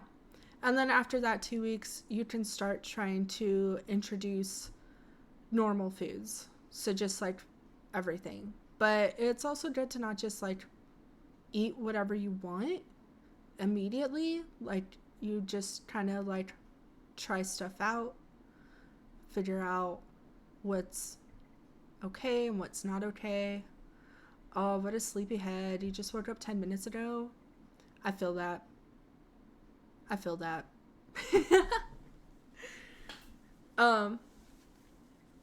So yeah. And then like you have your checkups afterwards. So you have your like 1 month checkup, 3 month checkup, 6 month checkup, 1 year checkup. And then after that year, you go in once every year. And this is just my clinic and my surgeon. This is what he did and how he likes things.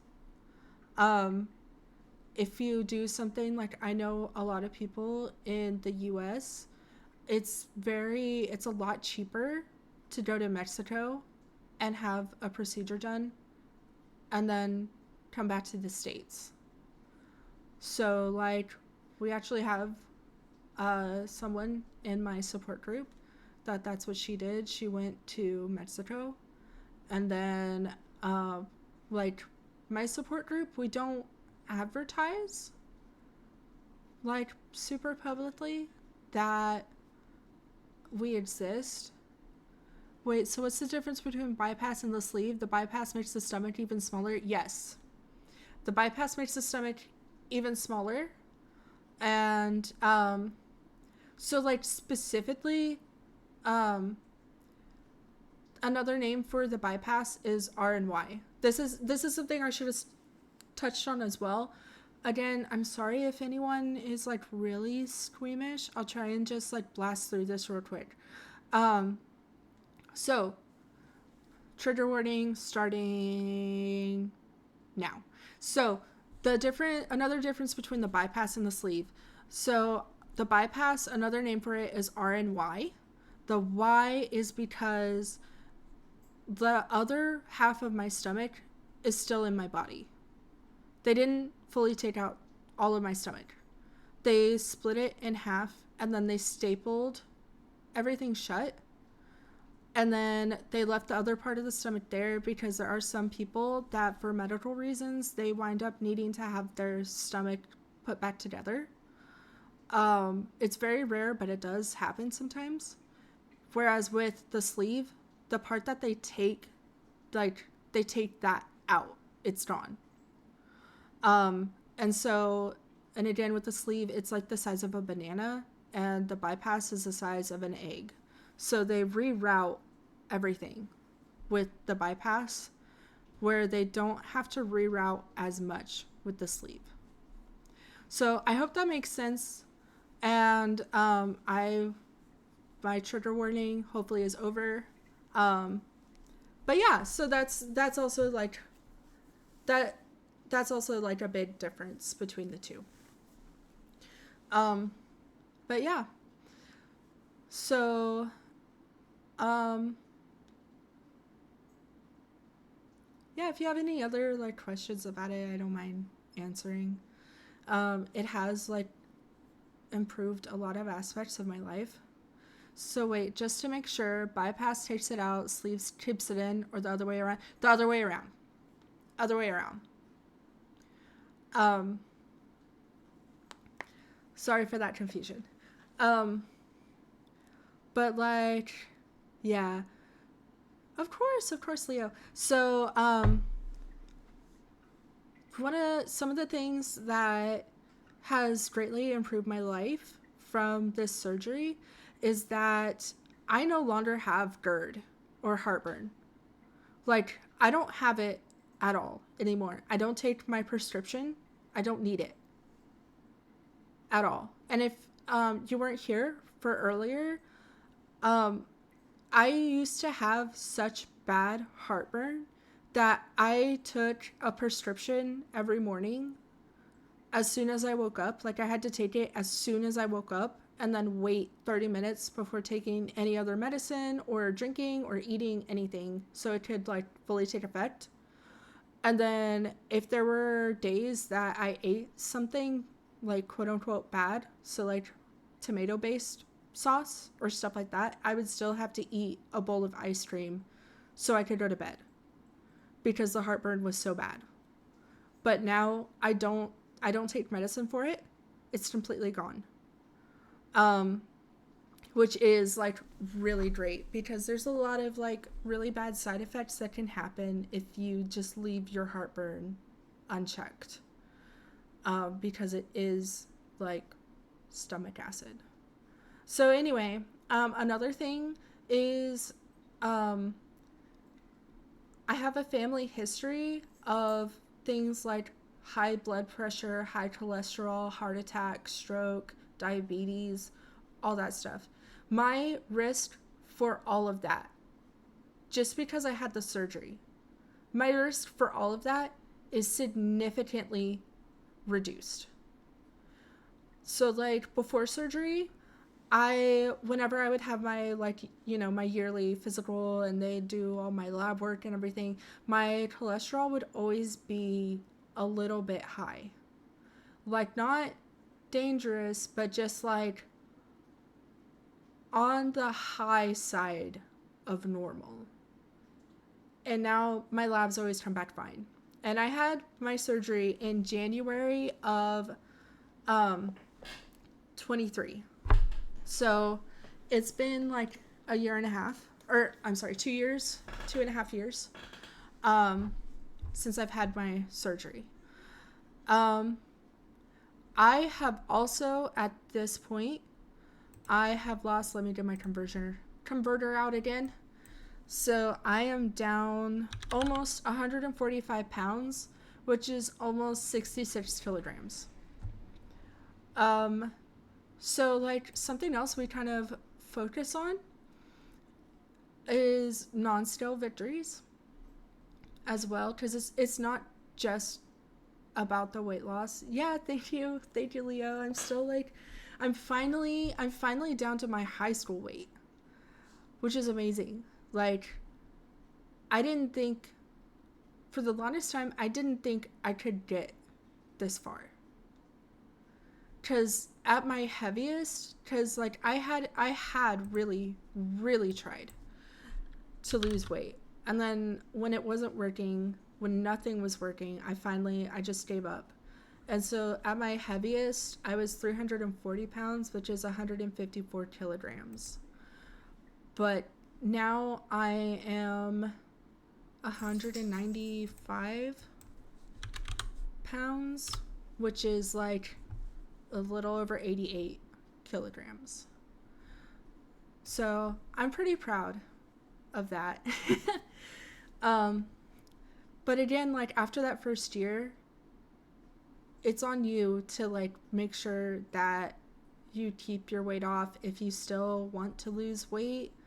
Like if you haven't reached your goal, like it's on you to make it the rest of the way to your goal. So this is me. This has been me working on it. Which like thank you, Leo. I do feel like it's pretty impressive. Um so um but yeah, like my labs, they all come back great. My surgeon, he says that my labs look even better than his. um so there's also just all these little things that if you haven't been a large person, you don't realize. So there's things like I can go to normal stores and buy clothes. I don't have to like special order clothes online if I need new clothes because the normal stores don't carry my size. I fit into like quote unquote normal sizes now. Probably the biggest thing, my biggest non-scale victory was the day that I realized when I got into my car and I went to close the door, I just closed it.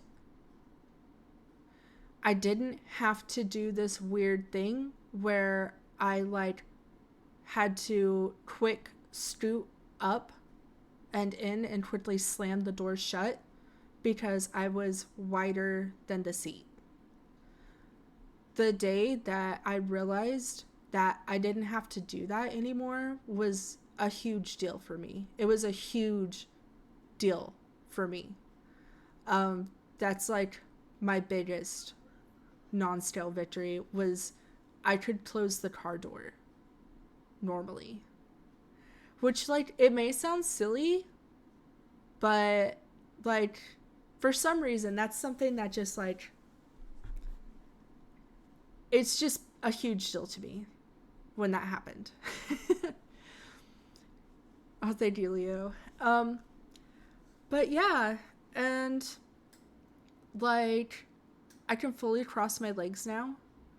I didn't even realize that that was something that I didn't do. Like when you're really plus size, like it's usually for most people really hard to cross your legs normally. But now I can do it just fine. It doesn't bother me at all.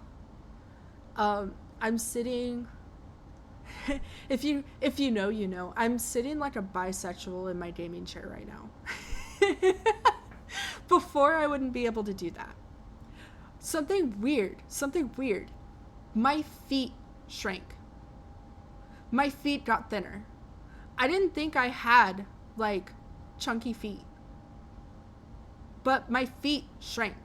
My shoes fit better now. Like that's so weird. My feet shrank.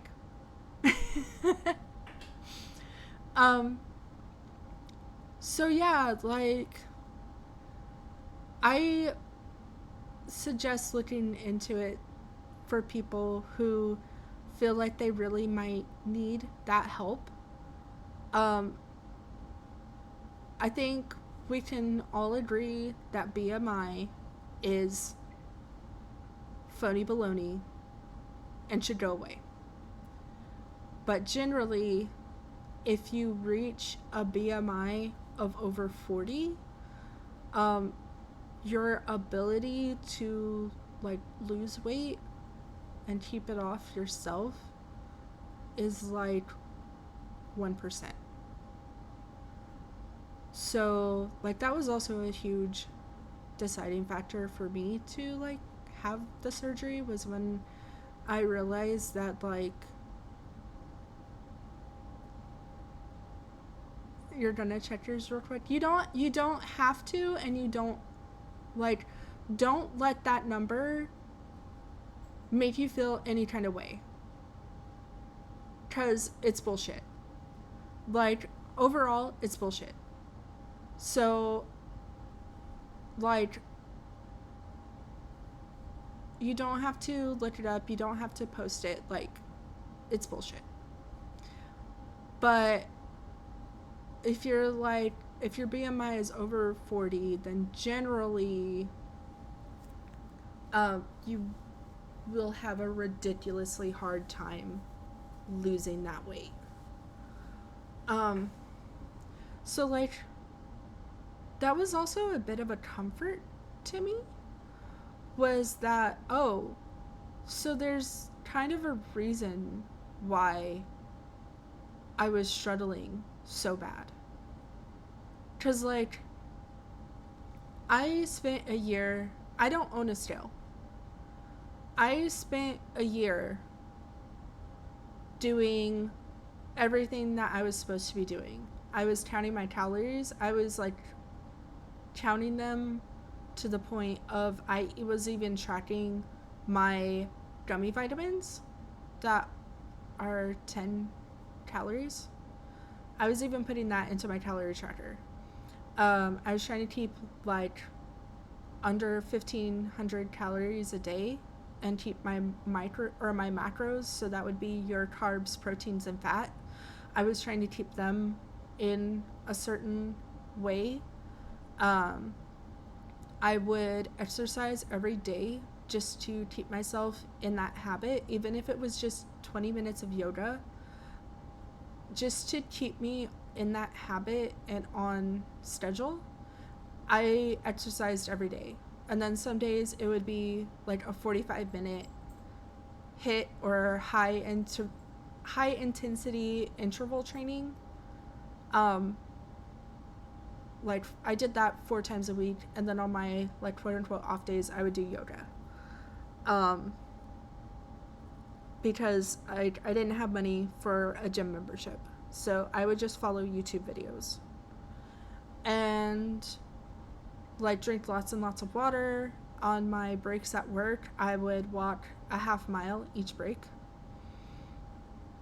And for that entire year, I did this for a year. At my next checkup, after that entire year, I only lost 20 pounds, which is 9 kilos. And so I just got really discouraged. It was like really discouraging. And so I just like gave up for a long time. Yeah, I randomly at one point got a lot of drive to work out at home and took all candy and soda out and did that for like 1.5 months, lost like 15 kilograms. And some of the things you said I noticed: can cross my legs and it doesn't take ever to keep up, if that makes sense. Doing everything was just easier and stuff. Yeah, it makes sense. I've sadly lost that drive though, kind of gained the weight again, and I'm struggling to find the will to do it again or keep it up. Leo, your worth is not your weight, okay? I want to start with that, and that's for everything. You're strong too, Esters, okay? Your worth is not your weight, okay? But if this is something that you really do want to get back into, I believe in you. I know you can do it. You did it before. You said you did it before. You can do it. I believe in you. And I'm rooting you on. And that goes for everyone else too. And that's not just with like exercising or like your diet or whatever. If whatever it is, I believe you can do it. Just do the thing. You can do it. I just hate the feeling of working out, being out of breath and stuff. Just feels so bad. I know exactly what you mean, because that was another reason that I didn't go to the gym and just did all my workouts at home. I was really scared that people were going to judge me for being so large, that I wasn't going to use the machines right and people were going to judge and make fun of me, and that I was going to hurt myself because I wasn't using this stuff properly. I get it. I get it. And I'm also one of those people that does not feel better after I exercise. Like, I don't get that runner's high. I don't feel better. I just feel exhausted. I get it. Yeah, I went to the gym with my brother once, and it was so scary. Yeah, so one of my exes, and again, this was post-surgery, but one of my exes, he used to work at a gym, and it's like a chain, franchise gym that's in this area. And so he still had his membership, even though he didn't work there anymore. He like kept his membership, and he had like the highest tier or whatever, so then he could bring a guest with him for free, but like he had to be there. So because he had worked there, like he knew how to use all of the machines. And so he taught me when we were together. On the rare occasions he would bring me to the gym with him. He taught me how to use a lot of the machines. And so it was a lot less scary, like having that person there. At least for me, it was. Having that person there, showing me how to use the machines, and then like kind of watching me use the machines and make sure that I'm doing it right, was very helpful. And then also, at least at this gym, they have these very well put together stickers on them that show you very simply and like how to use their machines, how to properly use their machines without like hurting yourself and everything. So that was also just a huge help. I have a lot of social anxiety, so going to the gym is a big no-no for me. I get it. I get it. If you just do like calisthenics at home, so that's stuff like sit-ups, jumping jacks, push-ups, crunches, stuff like that, like you're still doing something.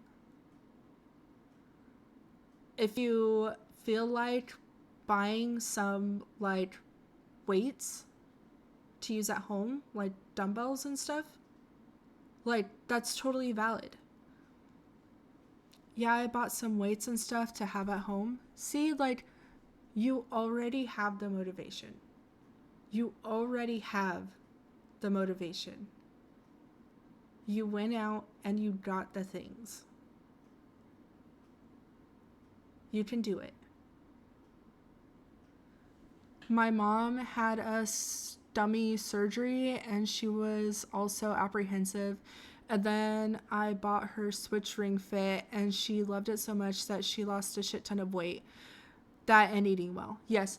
So I want to address that as well. I wanted to address it, but I'm going to address it now. They say that your diet is 80% of being able to lose weight. You have to have a proper diet. Only 20% of it is exercise, but it is still good to exercise, especially any type of weight training, at least a couple times a week. It's really good for your muscles, but it's also good for things like bone density and things like that. But again, I'm not a doctor. I'm not a doctor. I don't even have a degree in anything. I dropped out of community college after 3 semesters. I worked in corporate accounting. I did that when I had the drive and was doing the exercises. Now it's just collecting dust. Yeah. You can do it. You can do it. Just be careful. Make sure that you're letting your doctors know what you're doing. Even if it's just your primary care at your yearly checkup or whatever. And yeah, just be careful and listen to your body. Respect your pain. Rome wasn't built in a day. When you start back up and you aren't immediately where you were before, that's okay. That is okay. You did it before. You can do it again. So, yeah. Leo, I'm currently struggling with depression and anxiety, and a thing my nail tech suggested was just for 15 minutes a day, focus on doing something in the house, exercising for you, and not more. Just 15 minutes and stop. I know I am able to do a chore every day, at least, and sometimes more. That's really good. I like that. Something else I do, because I had weight loss surgery, this might be a little bit easier for me. Because it's a lot more intuitive or easier for me to eat very slowly and take smaller bites, because of the surgery I had. So I eat really slow, and I try to take really small bites, and I try to chew pretty well each bite. Now, I also try and eat somewhat healthy. I am going through a thing right now with food, trying to figure out everything that I'm sensitive to and is making me sick. So I personally am not focusing on my macros and my calorie count and stuff. I'm just trying to make general good choices. And then when I eat, I set a timer. So depending on what it is and how fast I think it would take me to eat it, I set either a 10 or a 15-minute timer. And if I don't finish my food in that amount of time, oh well. And I'm just done. And something else that's really helped me is the mantra, it's just food. It's just food. It's okay. You're not going to be able to ship your leftovers off to the starving children in Africa or anything like that. It's just food. It's okay if you stop when you're not hungry instead of stopping when you feel stuffed. It's okay if you don't eat everything on your plate because you feel like you are at a good stop and that's enough food for you. 15 minutes and done. Not sure if it's going to be exercise yet, but I can definitely find something to do. Yeah. Sometimes it's like those military people. How they're like, you should make your bed every morning because then you started your day with completing a task. And so, sometimes, even if it's not exercise or has anything to do with your health at all, just accomplishing something can be very helpful just for your mind. Just for your own like health and like, you know, depression and anxiety, because I also have those struggles with depression and anxiety. I've come a long way though. Like probably 3 years ago, I don't know if I could be doing this right now. Like, I don't think I could even be doing this right now. But I am. Well, where have I been raided out to? Hi, Daddy. Howdy, hey. Who's this? It's Willow. It's my first ever stream. Welcome. Thank you for the follow. Yeah, we're just chatting and bullshitting in here. And we're giving each other the motivation. All the motivation. We're doing the things. We're Shia LaBeouf. Just do it. Don't let your dreams just be dreams.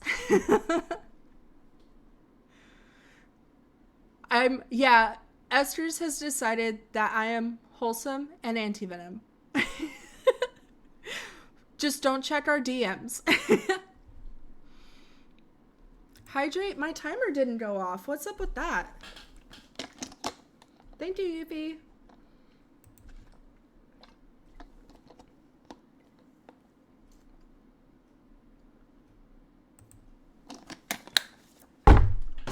Okay, sorry. Timer is back on. Yeah, I'm probably the next 2 hydrates I will have to go and get some more water too. But you know what? That is a good problem to have. That is a good problem to have. Needing more water. All right. Anyway. So far, we've talked about the time I hit a cow, the yard work I did yesterday that kind of flared me up, but I'm feeling better today. My About Me section is crazy. Thank you. Thank you. I appreciate that. Here, let's see. I appreciate that. Anyway. Gooner? Hell yeah. Hell yeah. Just like Esther for real. Hell yeah.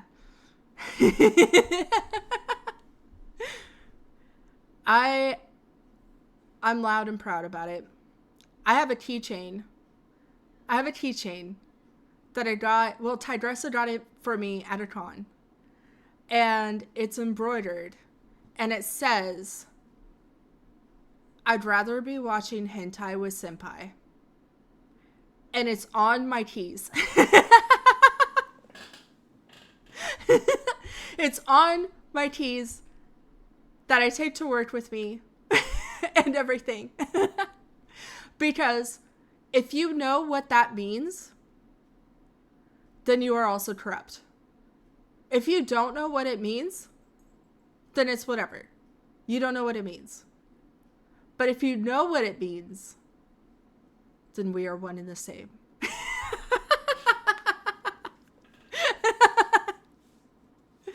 So yes, I'd rather be watching hentai with senpai is on my keys. So yeah, I told y'all earlier, I have a lanyard with the word thought in Comic Sans and eggplants and lip bite the emoji on it. My house keys are on it. Hell fucking yeah. I approve. But yeah, I'm a Gooner and proud. I just don't have much time to play Gooner games. If you're wondering what my background on here is, my plan was to just do pic cruise while we chatted, just so there was something going on. But the website is being dumb. And it hates me. And I don't know why. So I don't have a just background. At least not yet. So I just decided to leave it up. We all agree this is my first ever stream. Stuff is fine. At least, knock on wood, I haven't gotten, like, the blue screen of death. I haven't lost internet connection. I'm still here.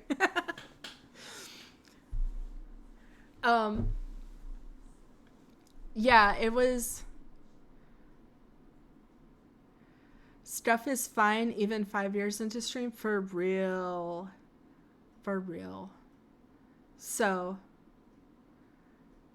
The stream hasn't had any stuff since I've been here. Not noticed anything. You're doing great. Thank you, Leo.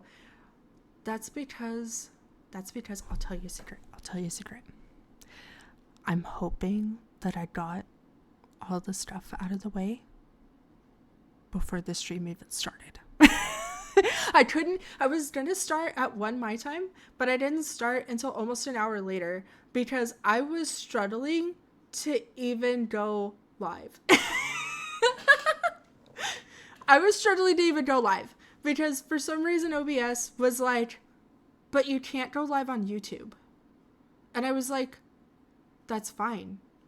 I don't care. I don't want to go live on YouTube. I just want to go live on Twitch. But it kept telling me, but you can't go live on YouTube. And so it was like a whole ass thing. So I'm hoping that my like 50 minutes of even trying to get this stream going makes up for it. And that was all the stuff we're gonna have today. All right. Thank you. Bless. It's so relatable. Yeah. Yuffie, I was like messaging her and Allie and I was like, did I go live? Yeah, I used to stream a while ago and man, setting everything up was such a pain, and if something went wrong, it was the worst. I always thought about streaming again, but I cannot be bothered to do all of that again, so I'm a stay viewer. That's fair. That's fair, Leo. If you do want to start again, I wonder if, like, the technology and everything, because I don't know how long ago you were a streamer, but you said it was a while. So, like, the stuff might have got easier to use, like, more user-friendly since then. But, again, like, that's totally up to you. I'm not here to tell you how to live your life. I'm here to be a silly gooner opossum on the internet. You know, if you waned to and wanted to help set up stuff, I'd always be happy to help. Yeah. Daddy is always nice like that. That's for real. Yeah, but now it's also, I don't like using my voice. That's fair. There's also, like, voice changers out there, I know. But, like, this is me just, like, if you are wanting excuses to not stream, like, you don't need an excuse to stream or not stream. Like, it is up to you. But if you are wanting to stream, like, I'm sure there's stuff you can look into that would make streaming easier or, like, the experience that you want.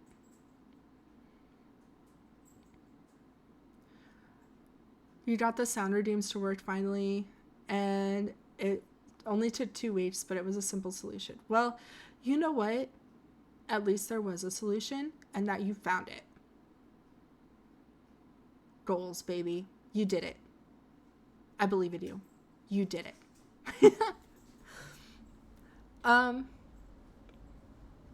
And now we can meow. But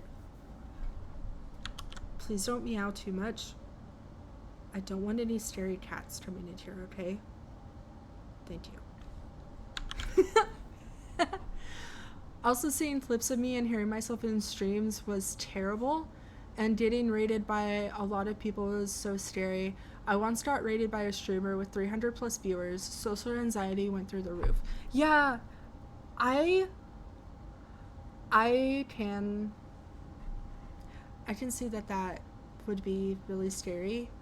I've heard that it's a good idea to go back and listen to your own VODs, so you can like notice things and try and improve.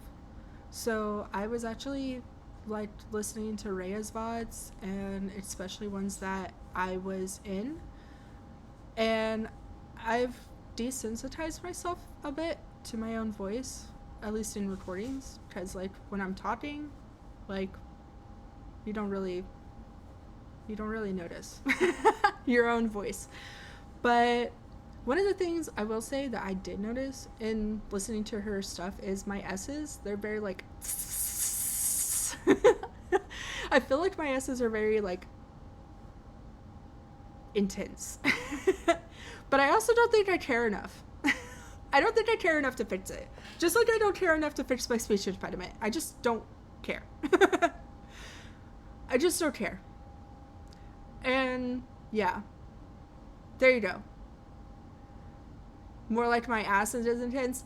Esters, you have no idea. You have no idea.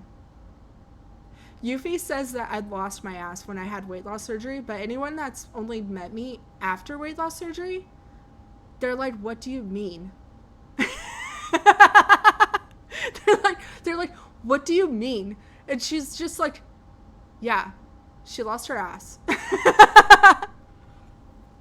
You're literally a plank. I'm sorry. I'm sorry. I'm sorry. I also lost my boobs. But that's a whole nother thing. So, we probably shouldn't get too crazy very first stream. just right off the bat, we're just getting wild up in here. Just right off the bat. Sharia crumb of ass. Well, if I could have sent what I lost to you, I would have. But anyway, good show of personality.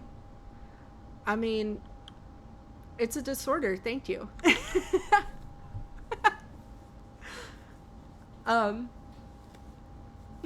Bless, pray. Yeah. But anyway, yeah.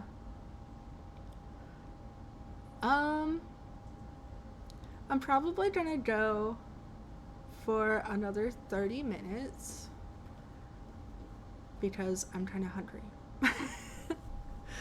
But anyway, is there anything anyone else wants to ask? We talked about weight loss surgery, hitting the cow, doing yard work yesterday, and the did last night. We also talked about my model, but I can talk about it again for those that weren't here at the beginning when I was talking about my model. Yeah, I hit a cow. What are my plans going forward? I do want to get into streaming games, but I thought to just start, I would just do like just chatting, just to kind of like just get started. Also, I'm like a little sad because the very first game I would like to stream is Shadow of the Colossus and just go through like the Ico series, but I would need a capture card for that, and I don't have one. And for now, I'm just trying to just go with what I have. So I do have like some games and stuff. I was also kind of thinking about maybe playing through like the Dragon Age series, because I really love that series as well. And Can I not emulate it on PC? I probably could. Um, it's just, again, like, I would have to find an emulator and like get all of that going. Um, and like, I still work full time. I go to some type of an appointment 3 to 5 times a week after work. It's 45 minutes to an hour to drive to work one way. Almost all of my appointments are next to the office I work at, so it's just like I might as well go into work. And all that to say, it takes a lot of time. So like it just takes a lot of time. Real life takes a lot of time. And then you're also supposed to eat and sleep, allegedly. So that's like part of what's taken me so long to even get to streaming, is all of that. And then also like feeling well enough to even do anything. By the way, is that sound that sounds like a large fan that turns on for a few minutes and turns off? That's my central AC. So my house has central heat and air, and so that is the air conditioning. I can turn down. Like, can you guys still hear me fine? Because I turned down the sensitivity on my mic a little bit. Is that better?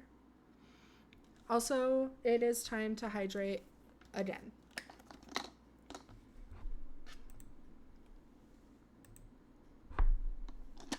Okay. Yeah, it's just the air conditioner, cuz it is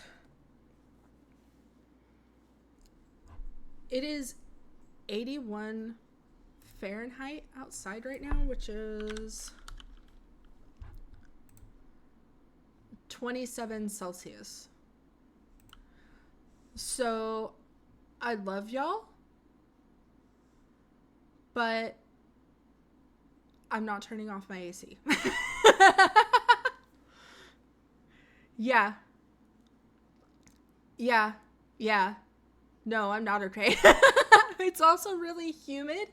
So people that move here from the desert, they even hate it here because apparently it's much easier to deal with a dry heat like a desert, but when it's humid heat, this is like kind of gross.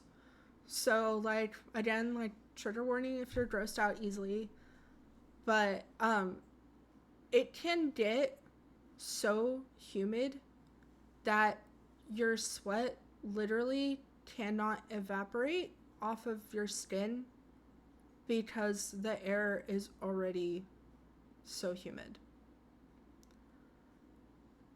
So that happens routinely here in the summer. Mostly because you live closer to the sea, it's a lot humid over there as well. Esters.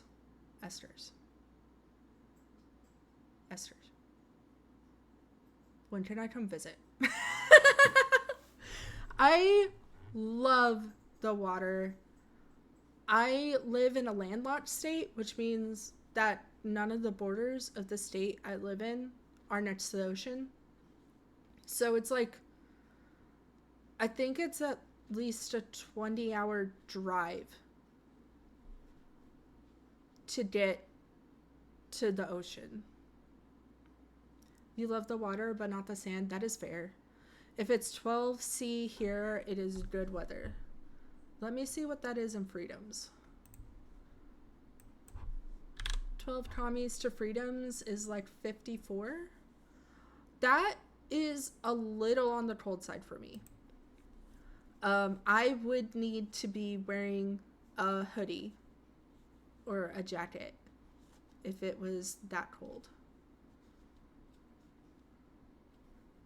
Love water, but not the sand. We can go sailing though. Ah, oh, yes.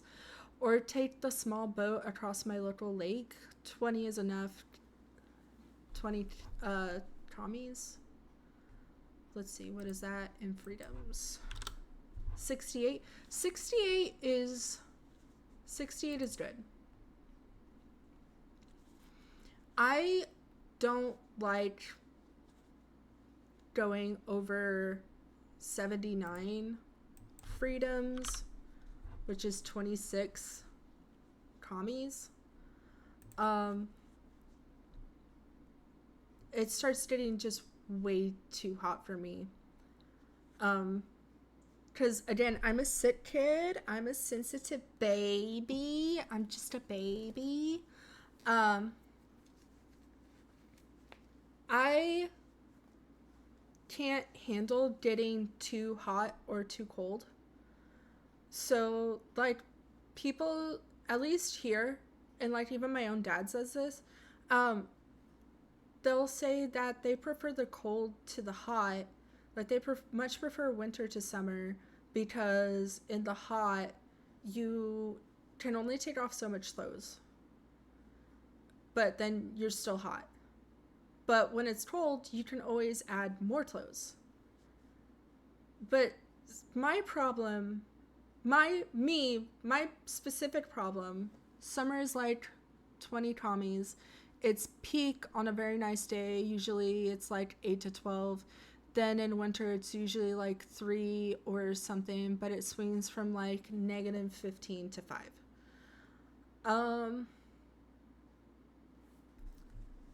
That is cold. I like the hot more because it's always cold, or I'm always cold. My hands are always cold.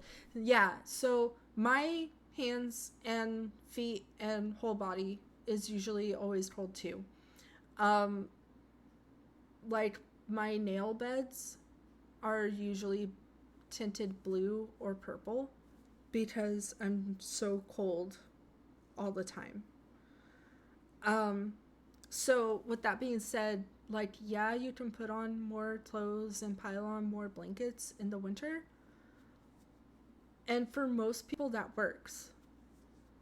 But it doesn't work for me because you have to be able to warm yourself up at all for that method to work. So if it gets really cold, yeah, I like the cold more. I hate being too hot. We'll get there. So if I need external help getting warm if it's too cold. So like those hand warmer things, I don't know if you guys have them, but like some gas stations and stuff here will have them in winter where you just kind of like bend them and it cracks the thing, and then you shake them, and then they generate their own heat for like a couple hours. I mean, I also don't like freezing, but yeah, I'm literally always hot. Even when I'm cold, I'm hot. I will literally lay butt naked in the snow if I get the chance. You know, that's also fair. That's fair. That's you.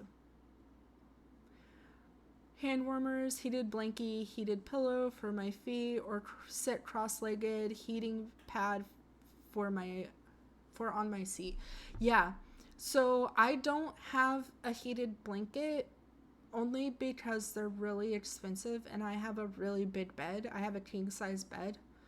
And so I just can't at this point at least afford a king size heated blanket. But I do have a massive heating pad on my bed that I sleep on top of. And then also the dogs have to pay the sacrifice of warming my feet so I could go to sleep. Yours is like a 1.5 people bed. Mine is big enough that both of my sisters and I can sleep comfortably on it. I have a massive bed. Yeah, I think the doggies, they need to work more. Just kidding. So that's with the cold, right? Like, must be a pain to change the sheets. I mean, not really, because I don't have it up against, like, I don't have it in a corner. My bed could fit 3 to 4 if we all snuggle tight. See, my bed fits 3 to 4 comfortably. Because I like my dogs sleeping on the bed with me. And then if like a partner or someone comes and spends the night, then they also have room on the bed. So, yeah. So anyway, um, but then with the heat, I'm very, very pale. It's kind of a joke that I'm a vampire because I sunburn just thinking about going outside. I have to move every few years, so a big bed is just not convenient. That's fair. That's fair. I've lived that life, Esther's. That is valid, and that is fair. Yes, I am a vampire. Um, I'm a vampire because, like, I much prefer being, like, a night owl, but I do wake up and go to work early because I like not dealing with traffic, for one, especially since I have such a long commute. Um, so if I leave early, I beat a bunch of the traffic. And then I also get to leave early, so then I beat that traffic as well, except for on days when I have appointments. And so being able to leave work early also means I can schedule my appointments for after work and not have to miss any time or like try and make up any time. Because like I'll get off at 3:30 and then my appointment will be scheduled for like 3:45 or 4 o'clock.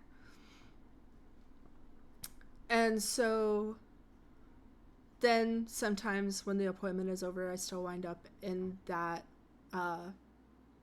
after work traffic. Only ask questions that you want answered, Esther. um, so I much prefer being up at night, but because of life conditions, I get up early instead. And I also have anemia. I work from 9:30 till 7, so I usually just miss the biggest traffic.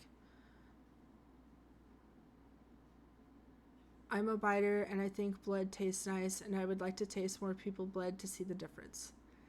Allie, be safe. All right. Anyway, we won't jump into all that. So, I also have a little bit of a iron deficiency. All right, I'm off to bed now. Congrats on your first stream. It's been awesome chatting with you. Thank you, Leo. Rest up, sleep well. I hope you have good dreams if you dream. And I'll see you next time. Esther's, I like bites as well. Not blood, though. You have not worked on this character very much? Fair. Are you even making people? What? Anyway, so then I sunburn really easily. I also get heat rash really easily. So it's like hives. Oh, the Pit Crew website isn't working, and I didn't want to have nothing as the background, so I just kind of left it up. Anyway, so I also get heat rash easily, which is like hives, so basically an allergic reaction to the sun. And then they'll just be there for like 2 weeks. I've gotten them literally from just riding, like taking a long car trip and not putting sunscreen on while I was riding in the car. And then I also get heat sickness very easily, where I get like physically ill if I get too hot for too long. I'm doing leaves in Final Fantasy while listening. Based. Thanks. I appreciate you, Esther. Goated. Anyway. So, yeah. So I'm Goldilocks. I can't get too hot or too cold. I like spring. Spring is my favorite season. Most boring task in Final Fantasy, so it's nice to have a good chat. Well, I'm glad that I can be entertaining for you. That is my goal. Be somewhat entertaining.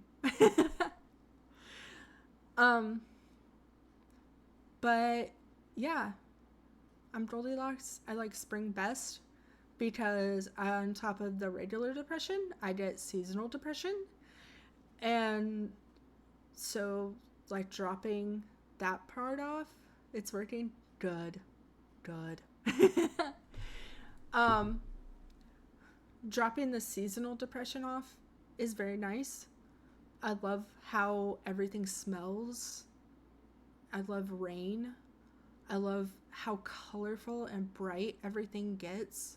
All the flowers, even the new like leaves on the trees and grass coming in, how vivid and vibrant it is. And it just makes me feel better.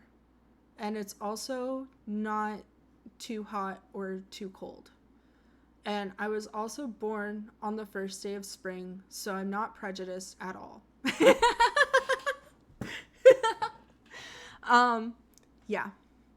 So, I wish I could make people, because I think it'd be fun to like kind of make people and then also be like, do we like this or this better? But I can't get the website to work for me. Like, I pulled up a couple different pictures to hop between, but I can't really get any of them to work properly. So, yeah.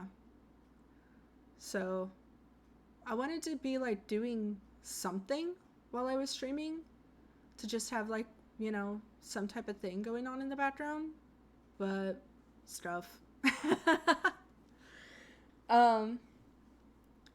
But yeah, got about 13 minutes left. Is there anything anyone else wanted to like ask or talk about?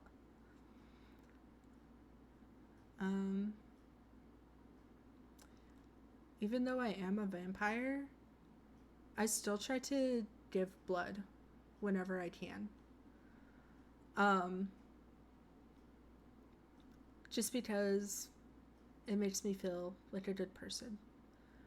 And ultimately, that is my biggest overarching life goal, is to be a good person. How was my first stream? I'm not as nervous as I thought I would be, honestly. Like, I'm still kind of nervous, but it helps that I know everyone in chat. Like, I've already talked to everyone in chat.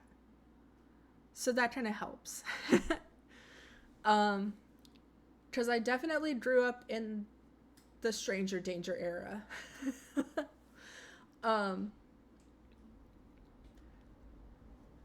I always get stomach tingles before I press start stream, haha.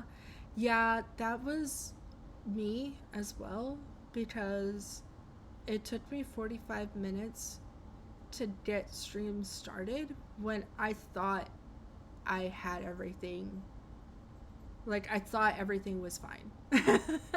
And then it was like, JK. Everything's not fine. And this was me the whole time. Just Why isn't it working? What's wrong? Can you just work, please? What do you want to link to YouTube? I don't care about YouTube. I just want to go on Twitch.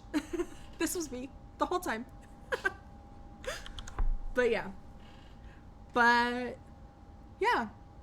So I'm glad that I can at least say I didn't DC. So that's nice. I didn't DC. I haven't been banned. I got streamed to work.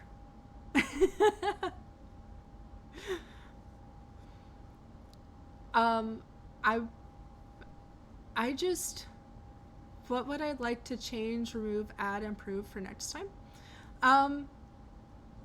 Next time, I'm hoping that I can not spend 45 minutes just trying to hit the go live button. Because literally, I thought I had everything ready. I thought I was good. And then it was like, but what about YouTube? And so, hopefully next time, that won't be an issue. It's just like, it'll just let me do it. And hopefully I will have something else to be doing in the background. Like I might just play a game or something. Maybe I'll do Picrosses.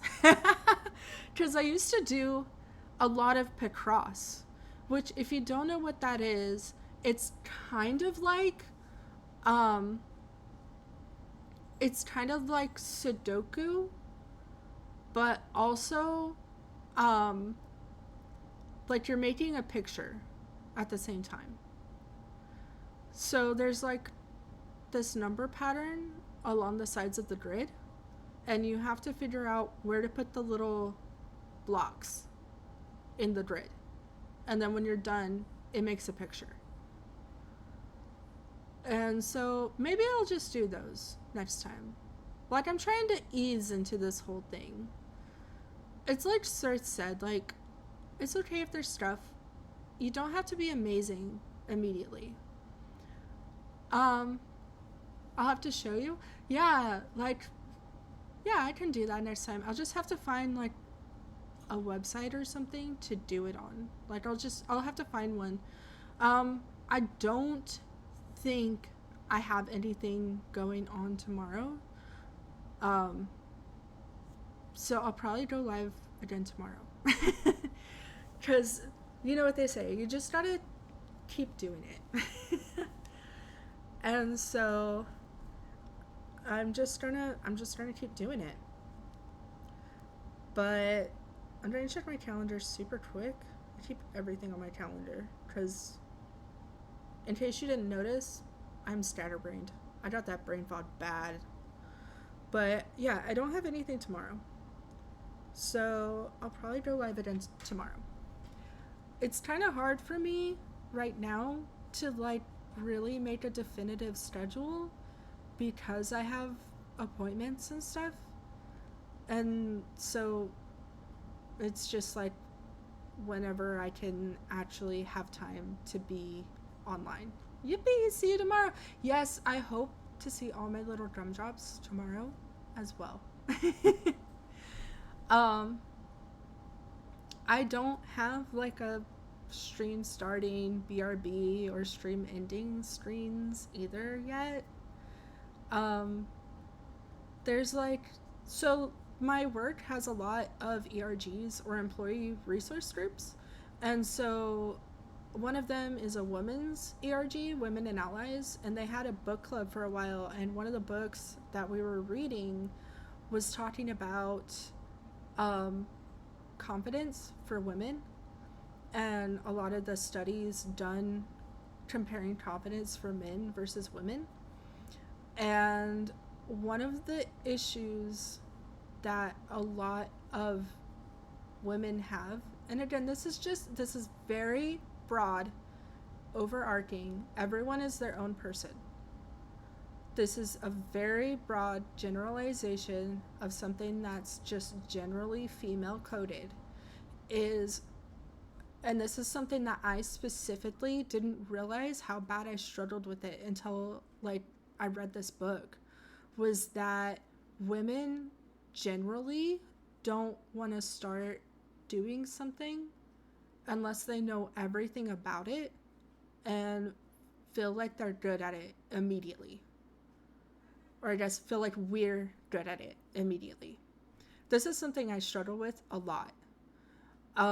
If I'm not good at it immediately, if I don't know everything immediately, then I get really scared and anxious.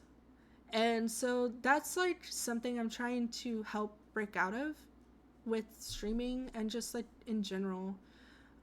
It's why like a lot of men get promotions and stuff is because like generally, again, this is just a very broad generalization. Generally, when a man sees like a promotion or job opportunity, if they feel like 70% confident about it, then they'll just go for it and be like, I'll learn the other 30% when I'm there. Fucking stupid men. Hey. Anyway, so they'll just, whereas a woman, if she sees a job, that same job opening, she's just as much, if not more, qualified. Joking, of course, teehee. Yeah, we're joking. We're joking, of course. So, like, she probably will not apply, like, even apply, if she doesn't feel like at least 95% confident about her ability and capability to do the job. And so this is something I've just been like working on for myself as well. I'm in the middle of a mortgage game, or I'd fight you, Esther. Or a management game. Fair enough. But anyway, I can talk more about like specific things next time. Get wrecked, hey? But also someone just showed up at my door, in case you like hear my dogs. So I gotta go, and I love all my little gumdrops very much, and I hope to see you guys tomorrow, and I hope that you all rest up well, that you stay hydrated, that you feed yourselves, and that you have a good rest of your day. Pics of the dogs. Okay, I'll post them in how about I'll post them in Rhea's chat, because I don't have a Discord, and I don't know if I want to make one, to be honest. But yeah, thank you guys for showing up to my stream. It's very first one. Very exciting. Very exciting. Have a good day. Thank you, Esters. You all have a great day as well. Okay, I'm gonna hit stop streaming because I'm one of the Southerners, and we have our Southern goodbye, and we'll just go on forever. You don't think you're in, Reyes? Are you in either of Sir's, like his FC or his streaming Discord?